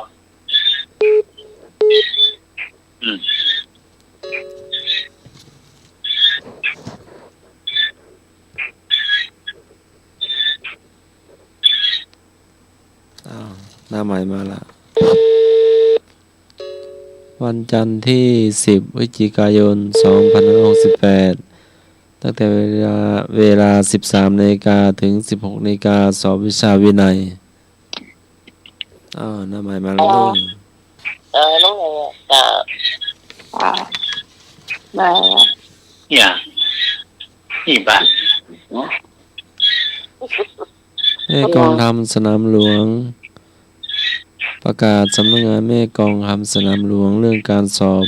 ทำสนามหลวงประจำปี2568ครับธรรมศึกษาสันติโทเอกสอบในวันพฤหัสบดีที่27พฤศจิกายน2568ขึ้น7ค่ำเดือน11ตั้งแต่เวลา8 นาฬิกาถึง13 นาฬิกาถึง11 นาฬิกา30 นาทีสอบวิชาเรียงความแก้กระทู้ธรรม13 นาฬิกาถึง13 นาฬิกา50สอบวิชาธรรมะ14 นาฬิกาถึง14 นาฬิกาจุด50สอบวิชาพุทธะ15 นาฬิกาถึง15 นาฬิกา50สอบวิชาวินัยสำนักงานแม่กองทำสนามหลวงครับสำนักแม่กองทำสนามหลวงมีความเห็นชอบตามมหาติตามความเห็นของพระมหาเถรสมาคมให้กำหนดนักเรียนธรรมศึกษาเข้าสอบวัดความรู้ศึกษาพระปริยัติธรรมตามหลักสูตรของคณะสงฆ์ทั่วพร้อมกันทั่วราชอาณาจักรดังในวันเวลาที่ได้กล่าวไปครับไม่เอารายชื่อมาอ่านหรือยังแล้วครับอ่านไปแล้วครับ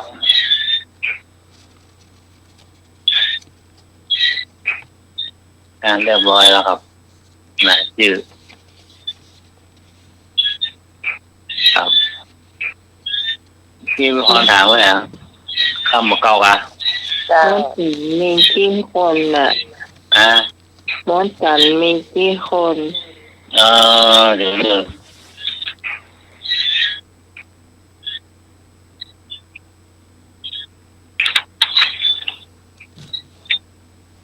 3 4 5 6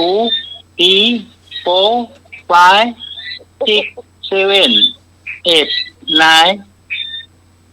โอ้เดี๋ยวเลย3 5 6 7 8 9 10 11ครับผม1 2ตัวจ้ะ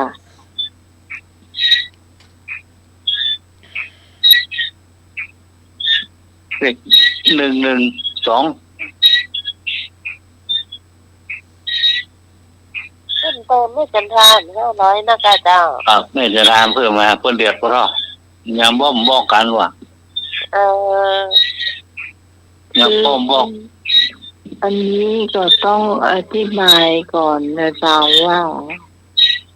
เป็นตายนะเจ้าที่หมู่เขาครับเป็นตายละเมตรละ300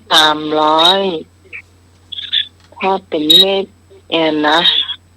ครับเมตรละ300ก็เมตรก็600นะเจ้าถ้าอย่างอื่นก็มีคนเอาไปหมดละเนาะมันจะมีราคาแพงอย่างไฟระยะโคมไฟในวิหารแล้วก็ไฟ ไฟธรรมดาแต่ว่าเป็นไฟสีขาวเนี่ยก็รอดละปันจะมีคนเอาหมด ครับ เหลือที่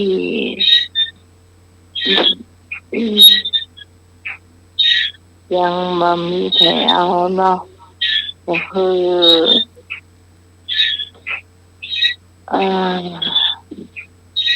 อย่างก็เดี๋ยวก่อนชายร้านนี่ก็คือที่เป็นทำเป็นเม็ดงามๆเนี่ยจ้ะมันก็มองมืดดีนะ ชายโป๊ะหน้าแล้วก็หมอ อ๋อ ชายโป๊ะหน้าเนี่ยมัน จ้ะมันที่มันลื่นมันเนาะ มันเหมือนมันบอกว่าเลยเลยมันจะหยาบ มันจะยังแบบ งามเลยครับ พี่พรกับหันบ้านน้องเหรอจ้ะที่หิงรถเนี่ย ครับ ผมรถแล้วก็ที่ต่างขึ้นบันไดที่ถึงบันไดที่มันจะทำให้น้องเตียวแบบนั้นเนาะ ครับแม่ก็เอาห้องใส่นะใส่ แล้วมันก็ดีแต่นะมันก็ทำให้บ่มื่นเนาะ หมื่นครับ ก็ งามเลยหรอ ถือว่าก็เป็นบ้านมา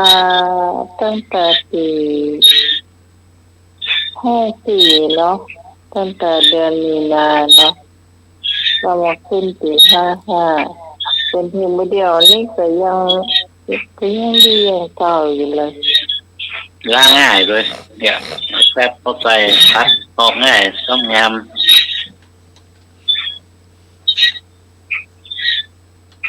เหมือนที่คล้ายคู่มีเนอะที่คล้ายคู่เรื่องมี จ้ะอัน คล้าย นี้ คู่นี่มี พรพี่พรจริงๆแล้วพี่พรเป็นเอาเม็ดเดียวแต่ว่า200ต้นพร้อมกล้าหารอันนี้น้องใหม่มาเอาไหนเนอะพี่พรเนอะปัดไปยอดไปเลยปัดไปเป็นยอดเลยเนาะอย่างไรน้องจะเก็บไว้เพื่อจะได้ก่อขึ้นก่อนคือตอนน้องกวางนี่ก็เป็นรองประธานเนาะคราวนี้ถ้าเป็นรองประธานก่อนที่เราขบวนเราจะออกเนี่ยคือเราจะต้องนับยอดของเราให้เสร็จนับยอดของเราให้เสร็จจะเลี้ยงเพลนเนี่ยกันก่อนแล้วก็ไปต่อนะจ๊ะ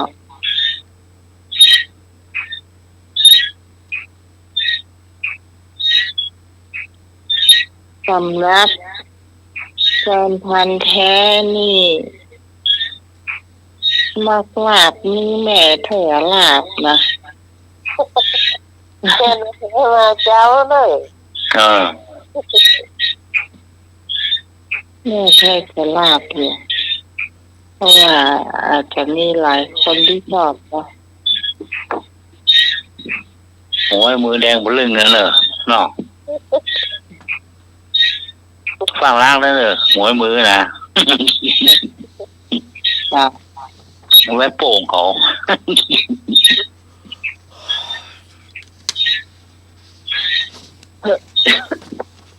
โป้ง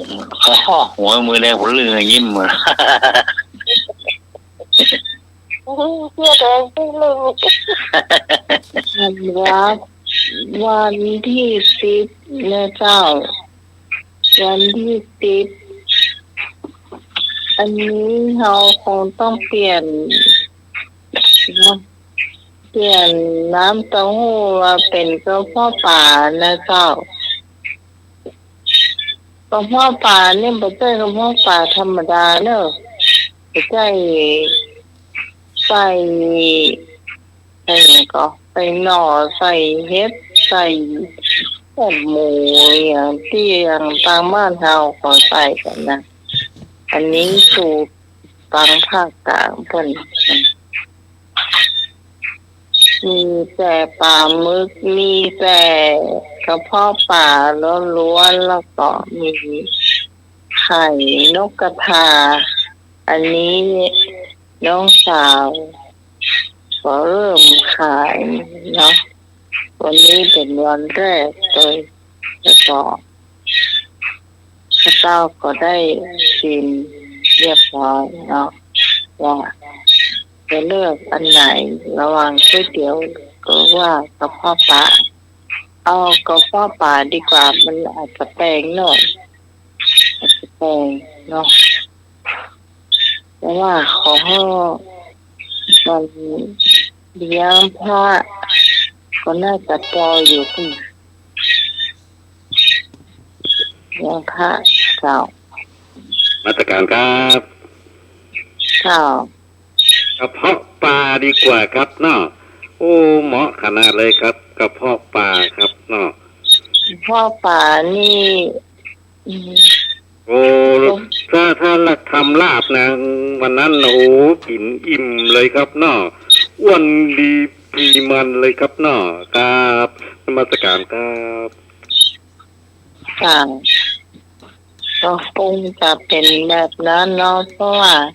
มีหลายคนที่ชอบอยู่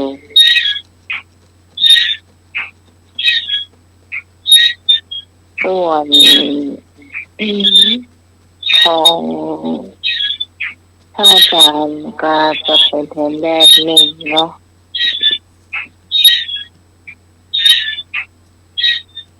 ท่านยังได้แต่ที่พรปลาเศร้ามาได้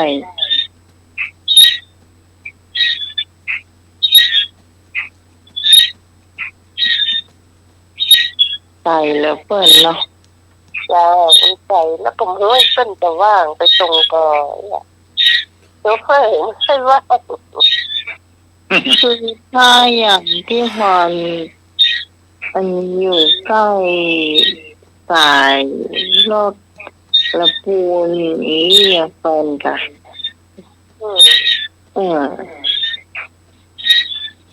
มาลงแถวตังไม่โซ่เนี่ยเป็นอย่างนี้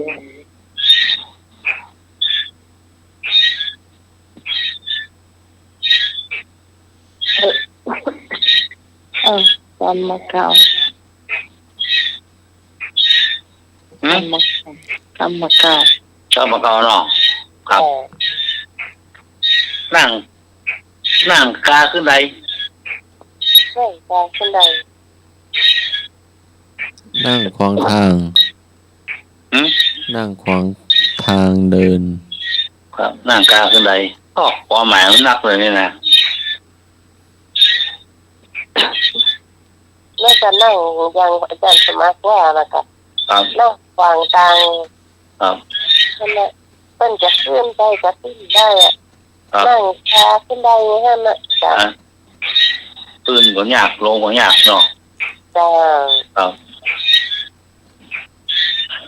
รถในถนนกลางในบ้านในจองเพิ่นจะเที่ยวไปมันเอารถไปจอดให้อ่ะเนาะจ้ะออกยากฮะมีอะไรก็ไม่ยากจะบอกก็ไม่ได้เนาะจอดนะสุดแรงสุดสีอ่ะบ้านก็บอกเข้าไว้เนี่ยก็รถเข้าออกยากรถใหญ่มาก็ได้ครับผมนมัสการครับครับเป็นหอกีดขวางทางเดินครับเนาะอย่างนี้คนบรรลุแล้วครับเนาะคนมันบรรลุแล้วครับนมัสการครับครับนี่นะทางฟิวมันคนเดียวแก้หมู่อย่างเงี้ยเนาะจ้ะเนาะเ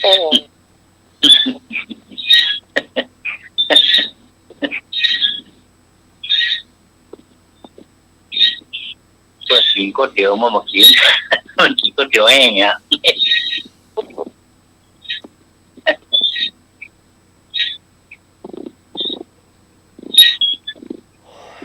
แห้งกินแล้วก็เตี๋ยวน้ำบ่กินก็เตี๋ยวแห้งจม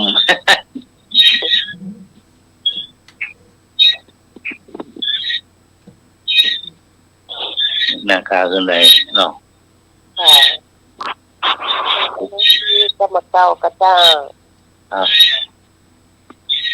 มาไปมีห้องก็มีห้อง ก็นี่ หุ้นที่ก่อนขอบคง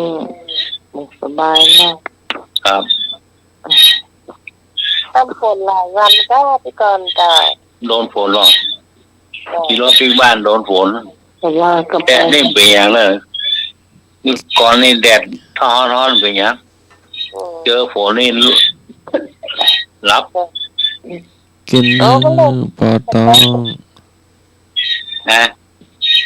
กินฮื้อปอตองยอฮื้อปอตัวปอใจไข้หัวฮื้อไข้หัวดัง อืม ๆเป็นจังได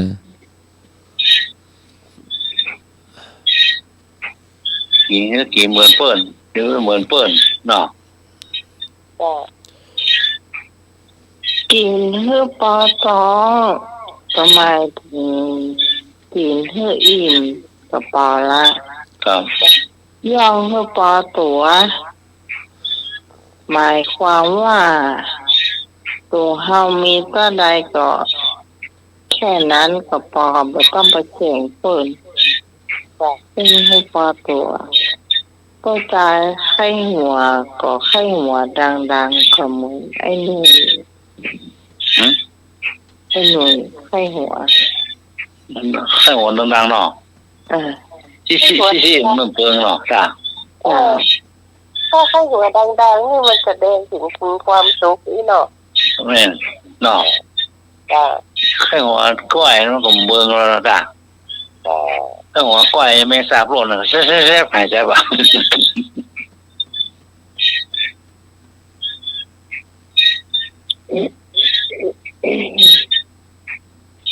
นั่นอาจารย์สมัคร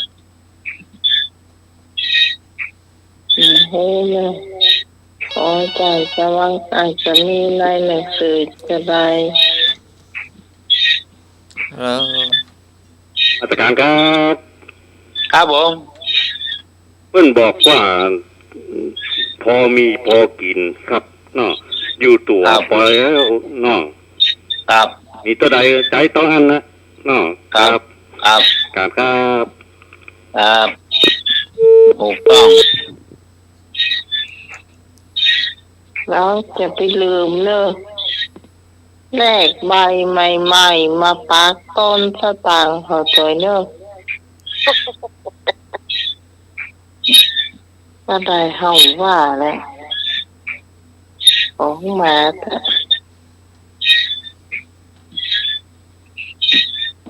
ถ้าจางหนุ่มๆอยู่ทางลุ่มเนาะ ฟัง คนเฒ่าคนแก่อยู่ทางบน นุ่มๆอย่างน้องกวางว่านะคะมาฮือปักใบซาวเลยเนาะมันเหมือนงามมีว่ะ มันแดงๆกันเนาะ มันเหมือนงามมีว่ะ ใบแดงดูงามเลยละพอจุ่มเนาะ อันนี้อันต้นกล้วยเนอะต้นมันนะต้นมันนะว่ะต้นอันต้นพระป่านี่เป็นต้นกล้วยเนอะปักง่ายตัวเสียบง่ายตัวเนาะ มันเสียบให้แต่ค่ะ ถึงแม้ได้หรอกตั้งรังจุกจับอ่ะ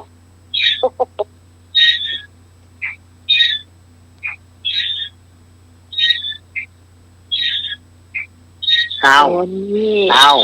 เปิ่นกับประชุมที่วัดดอนตันนะคนละนี่นะเนี่ยเป็นก็อู้เรื่องพ่อป่านี่แหละ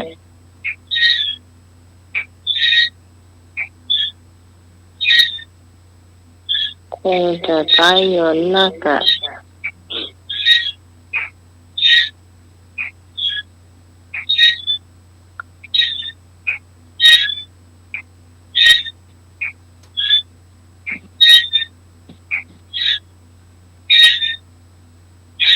อดไปล่ะเนาะ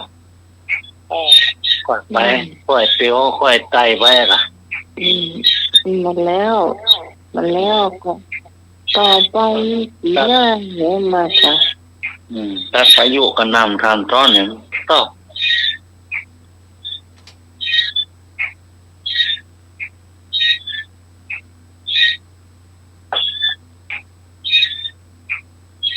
ก่อยไปก่อยเปียวก็ยังไม่เดียวเนี่ยหมู่เฮาเนาะก็ช่วยกันให้อย่างเขาเจ้ามานับในใจบอกโหนะมันจะเต้าเดินหน่วยเจินไว้ก่อนจะเพิ่มแม่จะตามมาเนาะอันนี้เป็นคงไอ้หน่วยคงมาได้อธิบายให้ฟังว่าตายเมตรละ300เนาะก็ว่าเป็นยังเจ้า500ก็เป็นยังถ้ามานับพอเนี่ยก็จะได้ประมาณ5,900นะเจ้ามันขาดไปอยู่100เดียวจะถึง6,000คุณผู้ฟังท่านใดจะเติมเข้ามาก็บอกได้เลย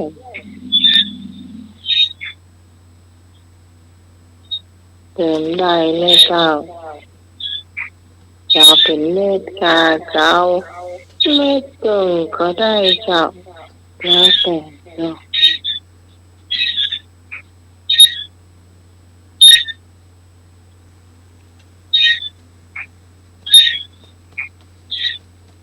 จริงแต่สมัครกันเดือนเยอะนะเนาะหลายตำแหน่งนะเนาะคุณหนูเนาะ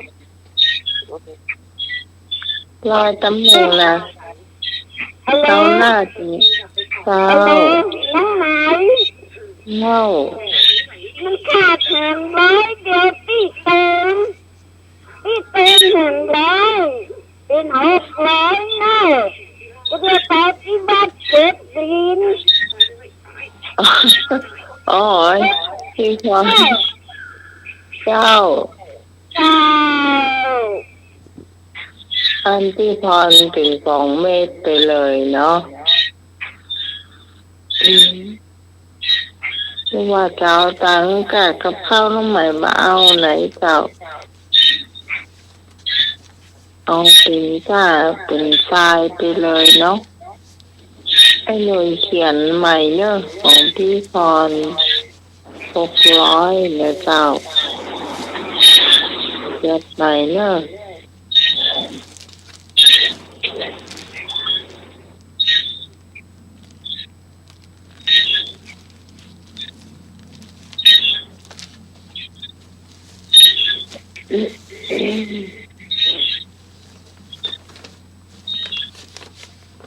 เป็นก้าอย่างมันนั่นเปิ้นก็พอมาหมดแล้วเนาะอย่างที่คิดนี่ก็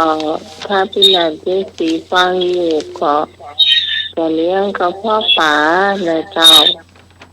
กระเพาะปลาล้วนๆโอ้อยากให้คุณผู้ฟังเลยไปกินหอเนอะ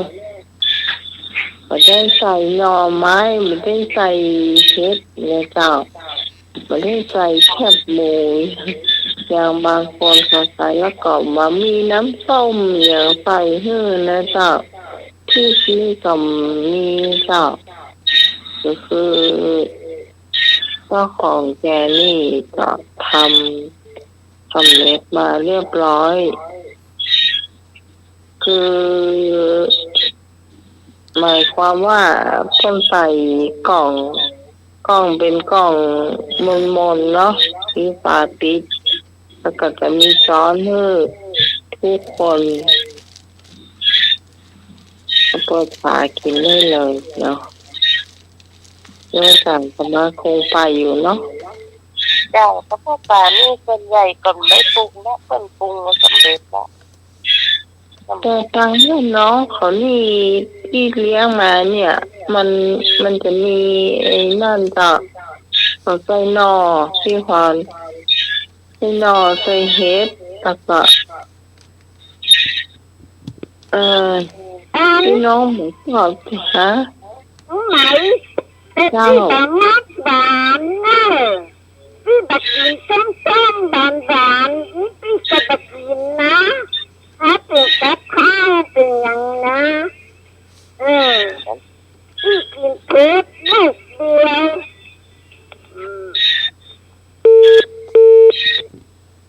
เดี๋ยวก่อนที่หอนแกว่าอะไรก่อน ต้นบักกินนี่บักเปรี้ยวหวานต้นบักกินต้นกินเผ็ดเนี่ยเผ็ดก็เอาพริกไปเติมมาคนเดียวอ่ะ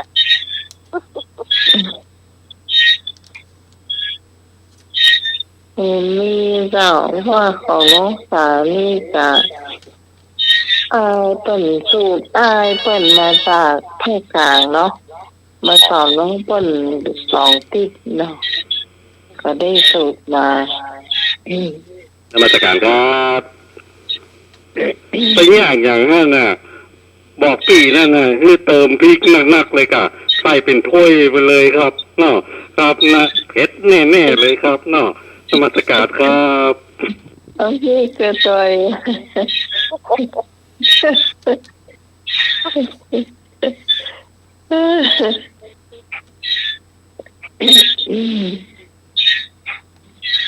จะมีไข่นกกระทาอยู่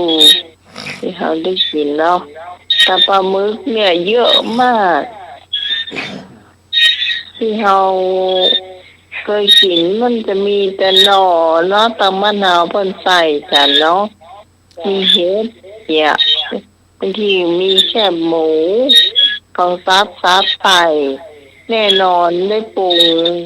น้ำตาลพริกน้ำส้มเนี่ยอันนี้เขาเคยกินแบบนี้เนาะแล้วมันก็เลยมันเป็นคนละสูตรกันเลยนะ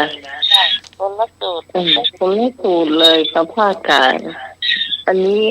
เป็นห้ามเด็ดขาดห้ามเอาหน่อมาใส่หน่อใส่นี่หมดเลยเป็นว่ากินปลาหมึกนี่เสียเลย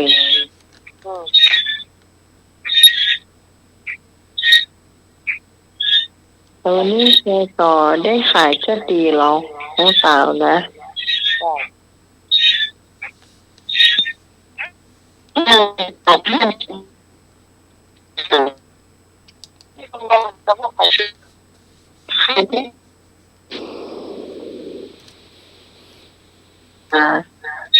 เขาได้เข้ามาเช้าก็เลยไปได้ทำน้ำเต้าหู้สกรรม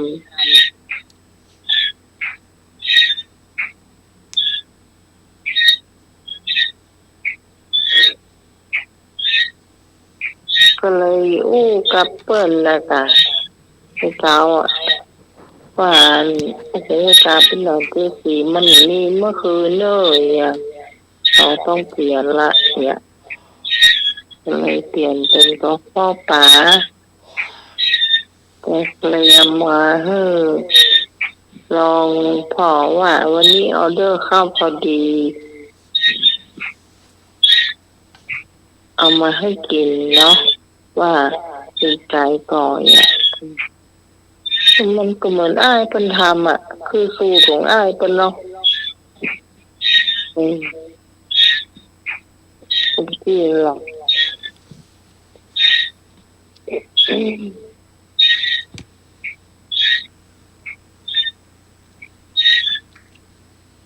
ให้หลับ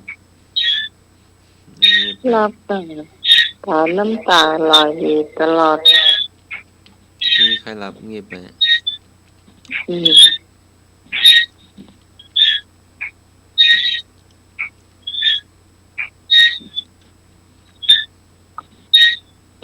เห็นอย่าง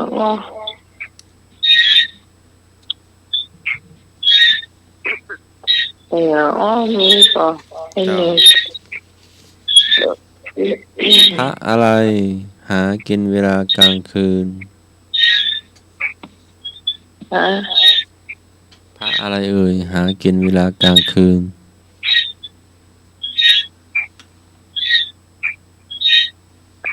เป็นทรัพย์จ้ะ เป็นสิ่งของ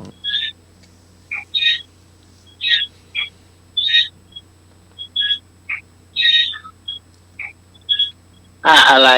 หากินกลางคืนล่ะครับ เจ้า พระจันทร์ ถูกต้อง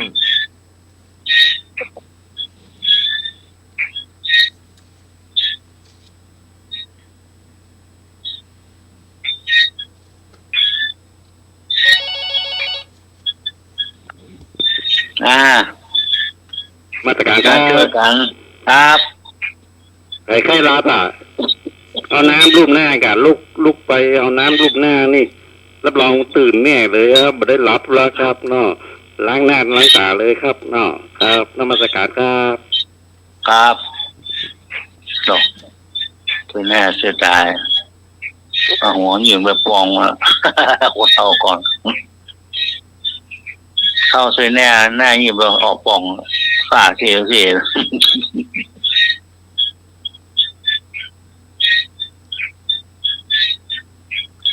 อันอย่างเข้าก็หายออกก็หาย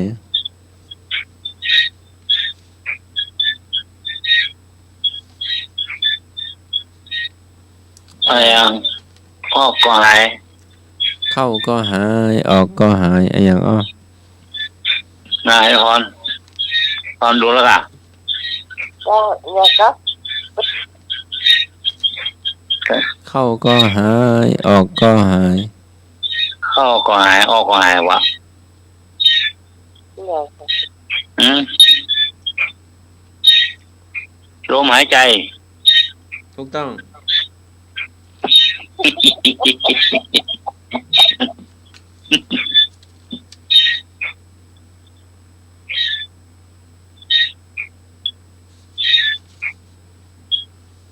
อย่างมีตารอบตัวมีปากอยู่บนหัวก็ ตารอบตัวมีปากบนหัว จะ โอ้า ขนมอะไร ตอบแล้วเนาะ ครับ ตอบแล้วเนาะตะกี้ขนมจากจีนกินแล้วเจ็บอันอย่างเนี่ยหอยพรเนี่ยหอยพรตารอบตัวมีหัวมีปากข้างหัวอ่ะ ยังไม่ได้เฉลยอ่ะ ครับหอยพรอ่ะของไม่พรอ่ะไม่พรตายอ่ะตารอบตัวมีปากข้างหัวอ่ะ ปากอยู่ข้างบนหัว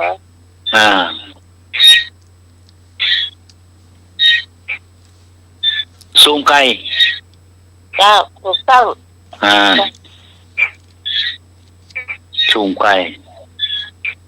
ปากอยู่ข้างบนเนาะเวลามันเนี่ยก็ ครับ ปากแล้วเนาะ ยกปากควบเนาะ จะ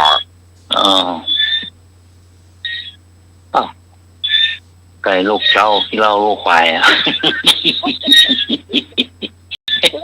ใช่ค่ะใช่ ตีสี่แล้วซาอุ้งไก่เขาหรอ ถ้าจะน่ายอื่นก็เจ็บหน้าเจ็บตาขนพันคอ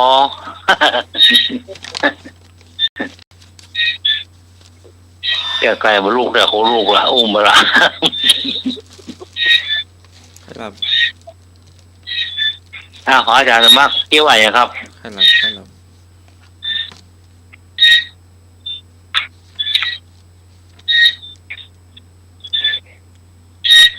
เนี่ยได้เจ็บไปตั้งได้อ่ะ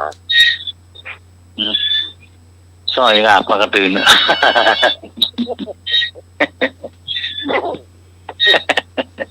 ปากกระตื่นปิวละ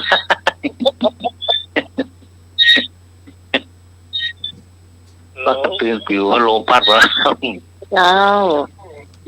อาจารย์หน่อย ครับ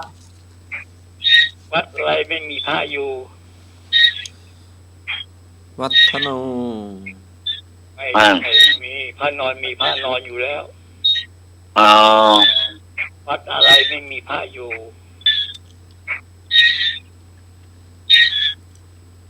วัดอะไรไม่มีพระอยู่อ่ะ เอา วัดพระนอน นอนก็มี เพิ่มเจ้าค่ะวัดทะโล พระนอนยาวเหยียดนะพระนอนจักรีก็พระนอนน่ะวัดอะไรที่ไม่มีพระอยู่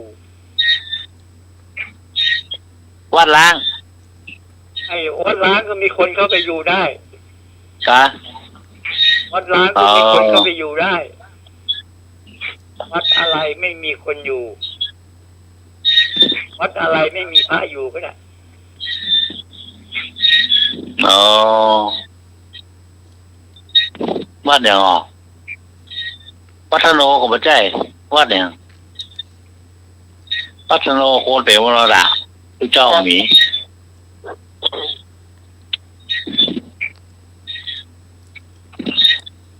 วัดใจ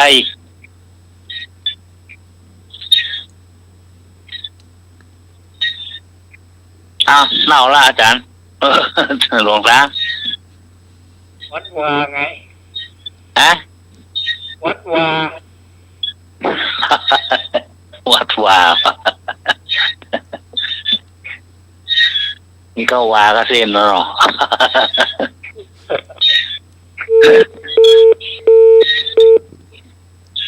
วัดว่า วัดวาวอ่ะเรามันตายไปมันซึ่ง ค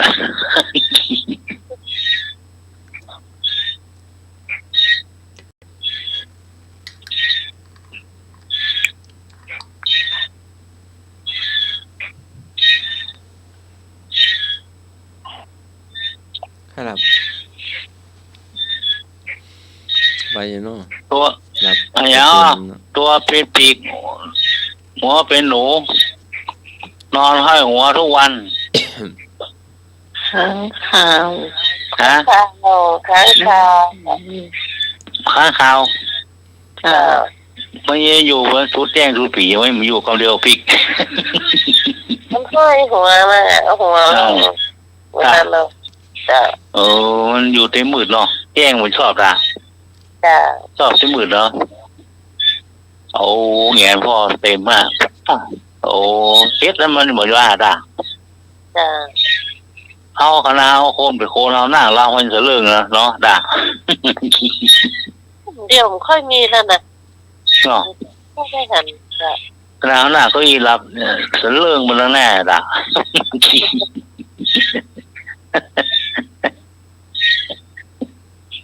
ไอ้หนูยังบอกเนาะก็หลับยังเหมือนน่าหลับมัน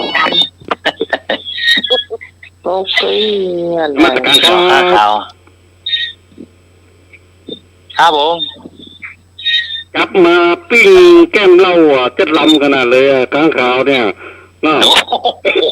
แก้มเหล้าอ่ะลำขนาดเลยครับน่ะ โอ้ ผมเคยกินแล้วครับน่ะโอ้แก้มเหล้าเลยมะขนาดเลยครับน่ะเป็นยาชูกำลังเลยครับน่ะครับนมัสการครับ ข้าข่าว กินไปเลยเถอะระวังนะ หมูหันตัวไปทางไหน หมูหันตัวไปไหนล่ะ หมูหันหัวไปทางไหน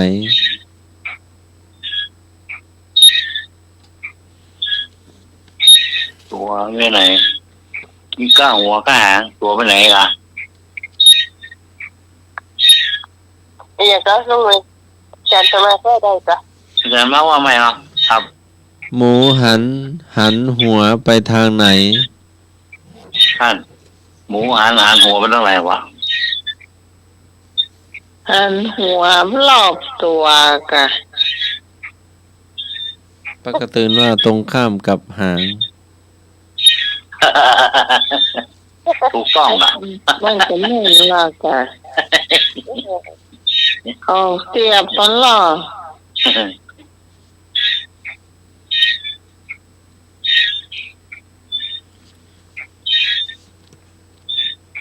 เล่นถามอยู่อีกจ้ะ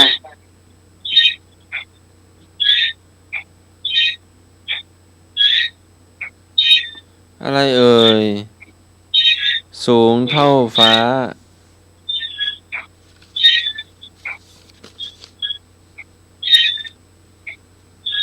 อะไรเอ่ยสูงเข้าฟ้า ยังอะไรสูงเท่าฟ้า ต้นตาล อย่าง พระจันทร์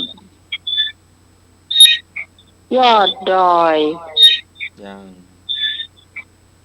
ตึกไทยคู่ฟ้า อย่างเฉลยมาเอกไม่โทร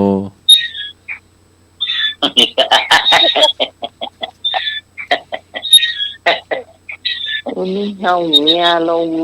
ที่เริ่มตัวใจแล้ว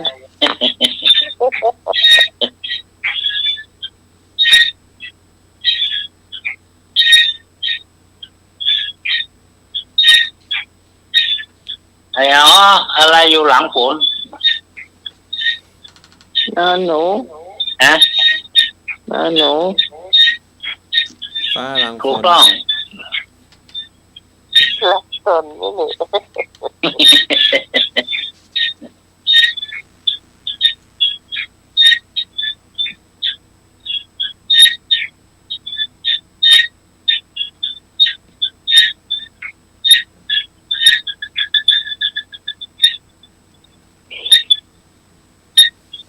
ี่ นี่มันถึงจะจัดยุทธแต่ ครับ แล้ววันค่ำคืนส่งแล้ว เอาวันข้ามคุณลุงอ่ะ เออ เนาะเนี่ยเพื่อนแห่โคตาเขาวัดอ่ะ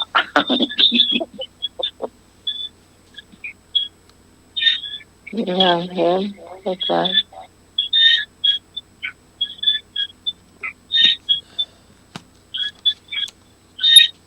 เรืออะไรไม่เท่ากัน เรืออะไรไม่เท่ากัน เดือนเนี่ย เรือ ฮะ เรืออะไรไม่เท่ากัน เรือนี่ครับ จ้า เรือไม่เท่ากัน เรืออย่างไม่เท่ากันนี่ เจ้า เรือหางสั้นเรือหางยาว ยัง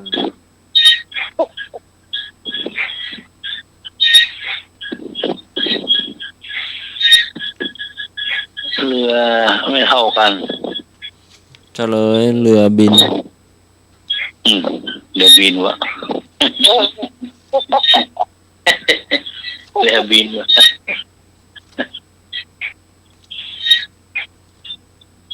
แม่นอ่ะแต่ว่าเรือบินก็ถูกต้อง ต้อง บางคนก็ได้นั่งสี่ที่นั่งเออ อย่างก็ หนึ่งที่ อย่างก็อยู่บนเครื่องบิน นก อะไรอยู่บนเครื่องบิน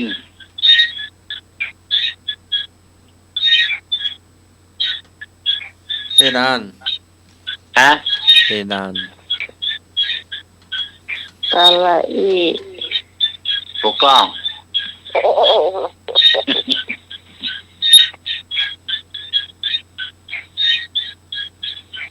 อะไรอยู่บนหลังควาย ไม่เห็นอากาศหลังควายอ่ะ ว่าเป็นมีหันอากาศเลย หลังเนี่ย หลังควายอ่ะ เออ อย่างอยู่บนหลังควาย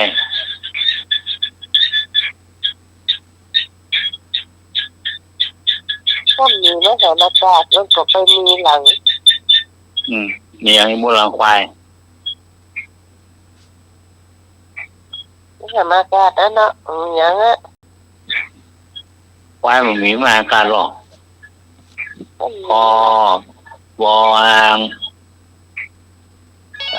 ควาย อย่างบนหลังควาย นมัสการครับ ครับ คนเนี่ยกันเนาะคนนะขี่หลังควายอ่ะกับนมัสการครับ อะไรบนหลังควาย ถูกต้องโคนขี่ควาย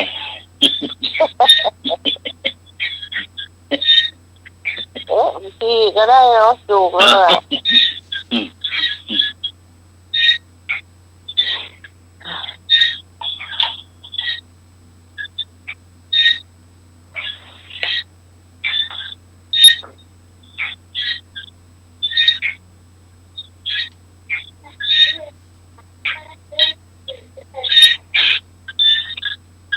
โอ้ตาโหตังข้าวไม่กี่นาทีอะ งีบไป2 รอบอะ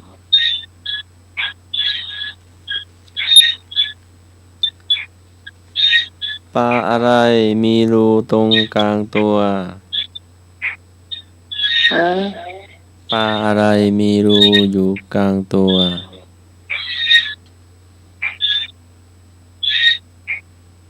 ปลาอะไรอย่างเงี้ย ปลาอะไรมีรูอยู่กลางตัว ดูอยู่ทางตัว ปลาท่องโก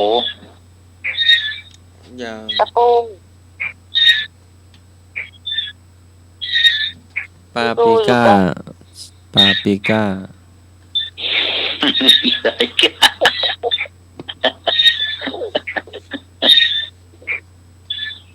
ไม่รู้อยู่ตั้งไหน อืม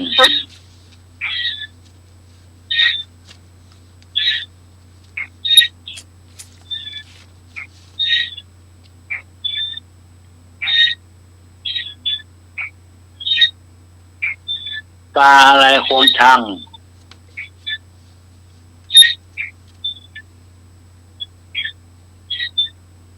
ปลาเนี่ยโคนชังที่สุด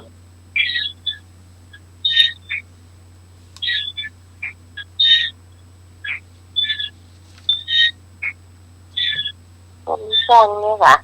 ครับปลาเนี่ยโคนชังที่สุด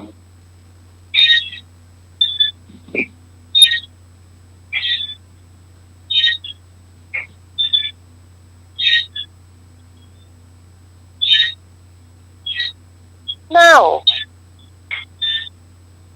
ปลาระเบิด โอ้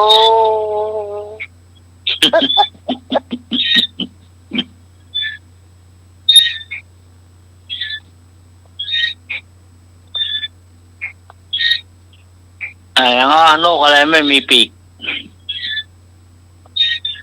นกหวีด ถูกต้อง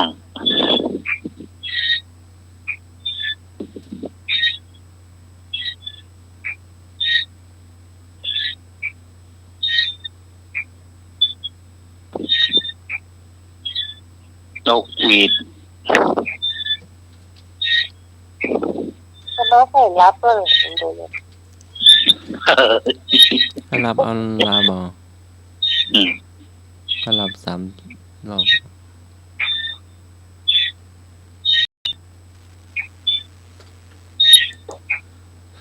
โอ้เอาโอ้เอาห้างเป่า3 นาทีไม่ได้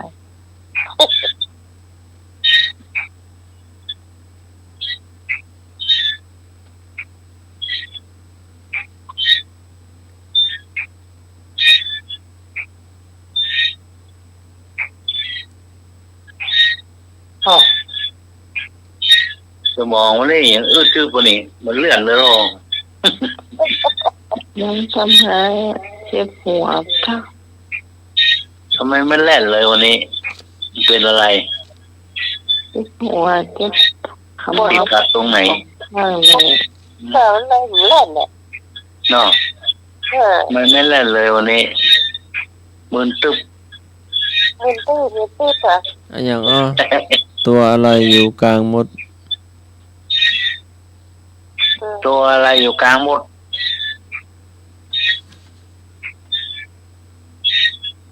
โอ้มันอย่างอยู่กลางหมดขนมมันต่อมาเนาะ อ่างมอด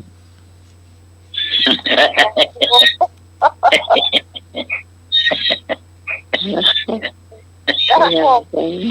แย่ก็โอ้โห อ่างหรอจ้ะเอาเขาว่าหมดต่อขนมบ้างหามพวกนี้ มันกลายเป็นหมดเลยอ่ะหมดจะกอง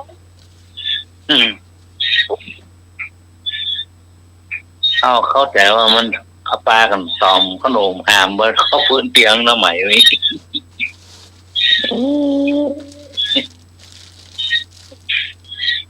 มักขนมอะไรนึกถึงขนมเนาะ อ้อยอันแบบตู้เย็นนะโยกพุ่งพวงแล้วอ่ะ บนหัวเลยก็มีสายคาดกระเป๋า ดอก สายคาดก็ตางเหรียญก็คื ลู อก มาปีที่3ซองขนมอะไรอ่ะไม่นี่อยู่หรอ คือนอนมารับไปกินกาแฟไม่แรงวันนี้เป็นหมึกกิน ไอ้บอลปีที่3มาจ่อซองขนมไม่นี่หรอ ปีหนึ่งมันนั่งก็ตางเหรียญเนี่ย โอ้โหกรรมการวัด ร้องขนม มันมารับแต่ว่าตะคืนน่ะ เช็คบัญชี กินกาแฟ เช็คจอดทับเช็คประเภทนอกสถาน มีแต่ค่าเหรียญ5 เหรียญ 10ถูกได้แยกออกจากกันนะอันนี้เหรียญ5 อันนี้เหรียญ10 เนาะ เนี่ย ทับดังแรกเราได้ยินแต่หม้อ ก็วันนี้ท่านกินกาแฟก็ อันนี้มากินกัน ได้กินกาแฟ กินเย็บ หมองมันกึบวันนี้ ล้างออกจาก มันแรกเลยวันนี้ ใช่ มาตรการครับ ครับผม เท่าแก่เลลายแล้วลูกเท่าแก่เลลายแล้วความจำมันแบบให้นี่ละกันมันก็เพราะเนี่ยสังขารคนเฮาแค่เนี้ยครับเนาะ ครับ มาตรการครับ อ๋อแก่แล้วนักแห้วหมอหมานเนี่ยเขาว่า เข้าแก่แล้วดักแล้วบอกมัน บอกคือ สายตาโทมตามนี่ล่ะสายตางงๆตามตามนี่ล่ะ หัวงอกขึ้นตามใจกันบ่ได้ หัวงอกโทมตามใจกันมาได้เนาะ เข้าแล้วหรอ โอ้เจ็บแข้งเจ็บขาไปแต่ก็ลำบากเนี่ยเปิดกระตามาแจกวัดเข้าไปก่อนเปิด โอ้อันไม่อุ้ยนะอายุ102 ปี โอ้ ต้นตัวใบใหญ่นะตัวน้อย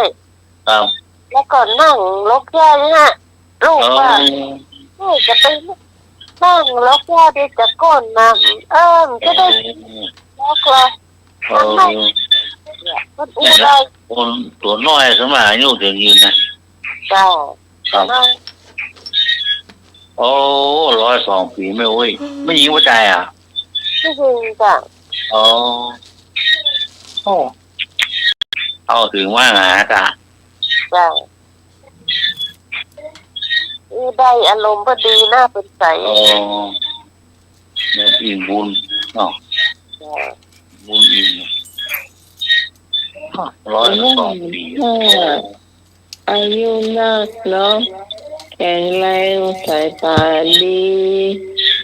ก็ถือว่าเป็นบุญเนาะ ใช่หรอนั่งลงงานได้เนี่ยโอ้ก็ ลูกจ้างค่ะ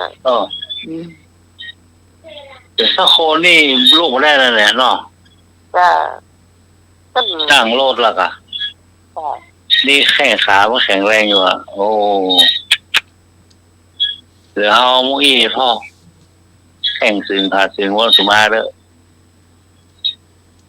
คนตัวน้อยถึงอันน่ะ ครับ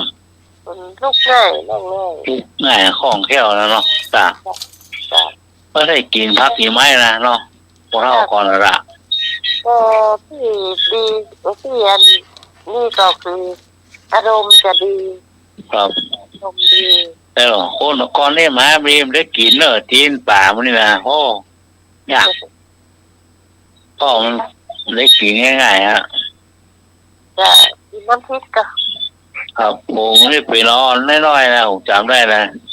จะ ปะทูเกมนี่นะตัวเดียวละวันข้ามนะต้องทูเกมนะตอนปิ่งแต่น่ะวันข้ามนะ โอ้ โอ้เนี่ยทูเกมแล้วแล้วที่มันได้กินอักทูเกมแล้วปีนเนี่ยมือปีนนั่นแหละก็ เอาแล้วเนาะเขายังแล้วเนาะ ครับยังเหรอครับพี่มามาแล้วปะ ขอบ อา คุณ จารย์นิมนต์ครับ อาจารย์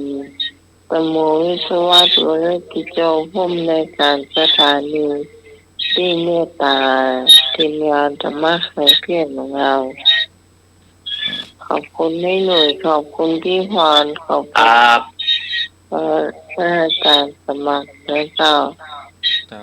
สำหรับข้าเจ้าพี่สมัยสุริยรามและเจ้าวันนี้ก็ต้องขอสมาภัยคุณผู้ฟังไม่ค่อยเต็มร้อยเท่าใดวันนี้นะยอมภาพเลยล่ะก็เขาสามารถให้ฟังกันไปกับต่ออาทิตย์หน้าแล้วกันเนาะจะพยายามให้ดีกว่านี้วันไหนที่มันเป็นเอี้ยมันก็จะเป็นเอี้ยเท้าเจ็บหัวไม่มีไหนตอนนี้นะเดี๋ยวคงต้องไปกินยาเป็นเม็ดก็มารับไปเลยเนาะเจ้า ครับ เงินการสมัครเจ้า ศรัทธาสาธุปฏิทิตาศรัทธาตั้งมั่นแล้วยังประโยชน์ให้สำเร็จ สังยุตตนิกาย 15/50 ค่ำคืนนี้ก็ไหว้พระสวดมนต์แผ่เมตตาหยาดน้ำอุทิศส่วนกุศลหลับเป็นตื่นมาเป็นสุขหลับเป็นสุขขอกราบนมัสการและเจริญพร ตุครับก็ปีกว่านี้ขอบคุณนะครับ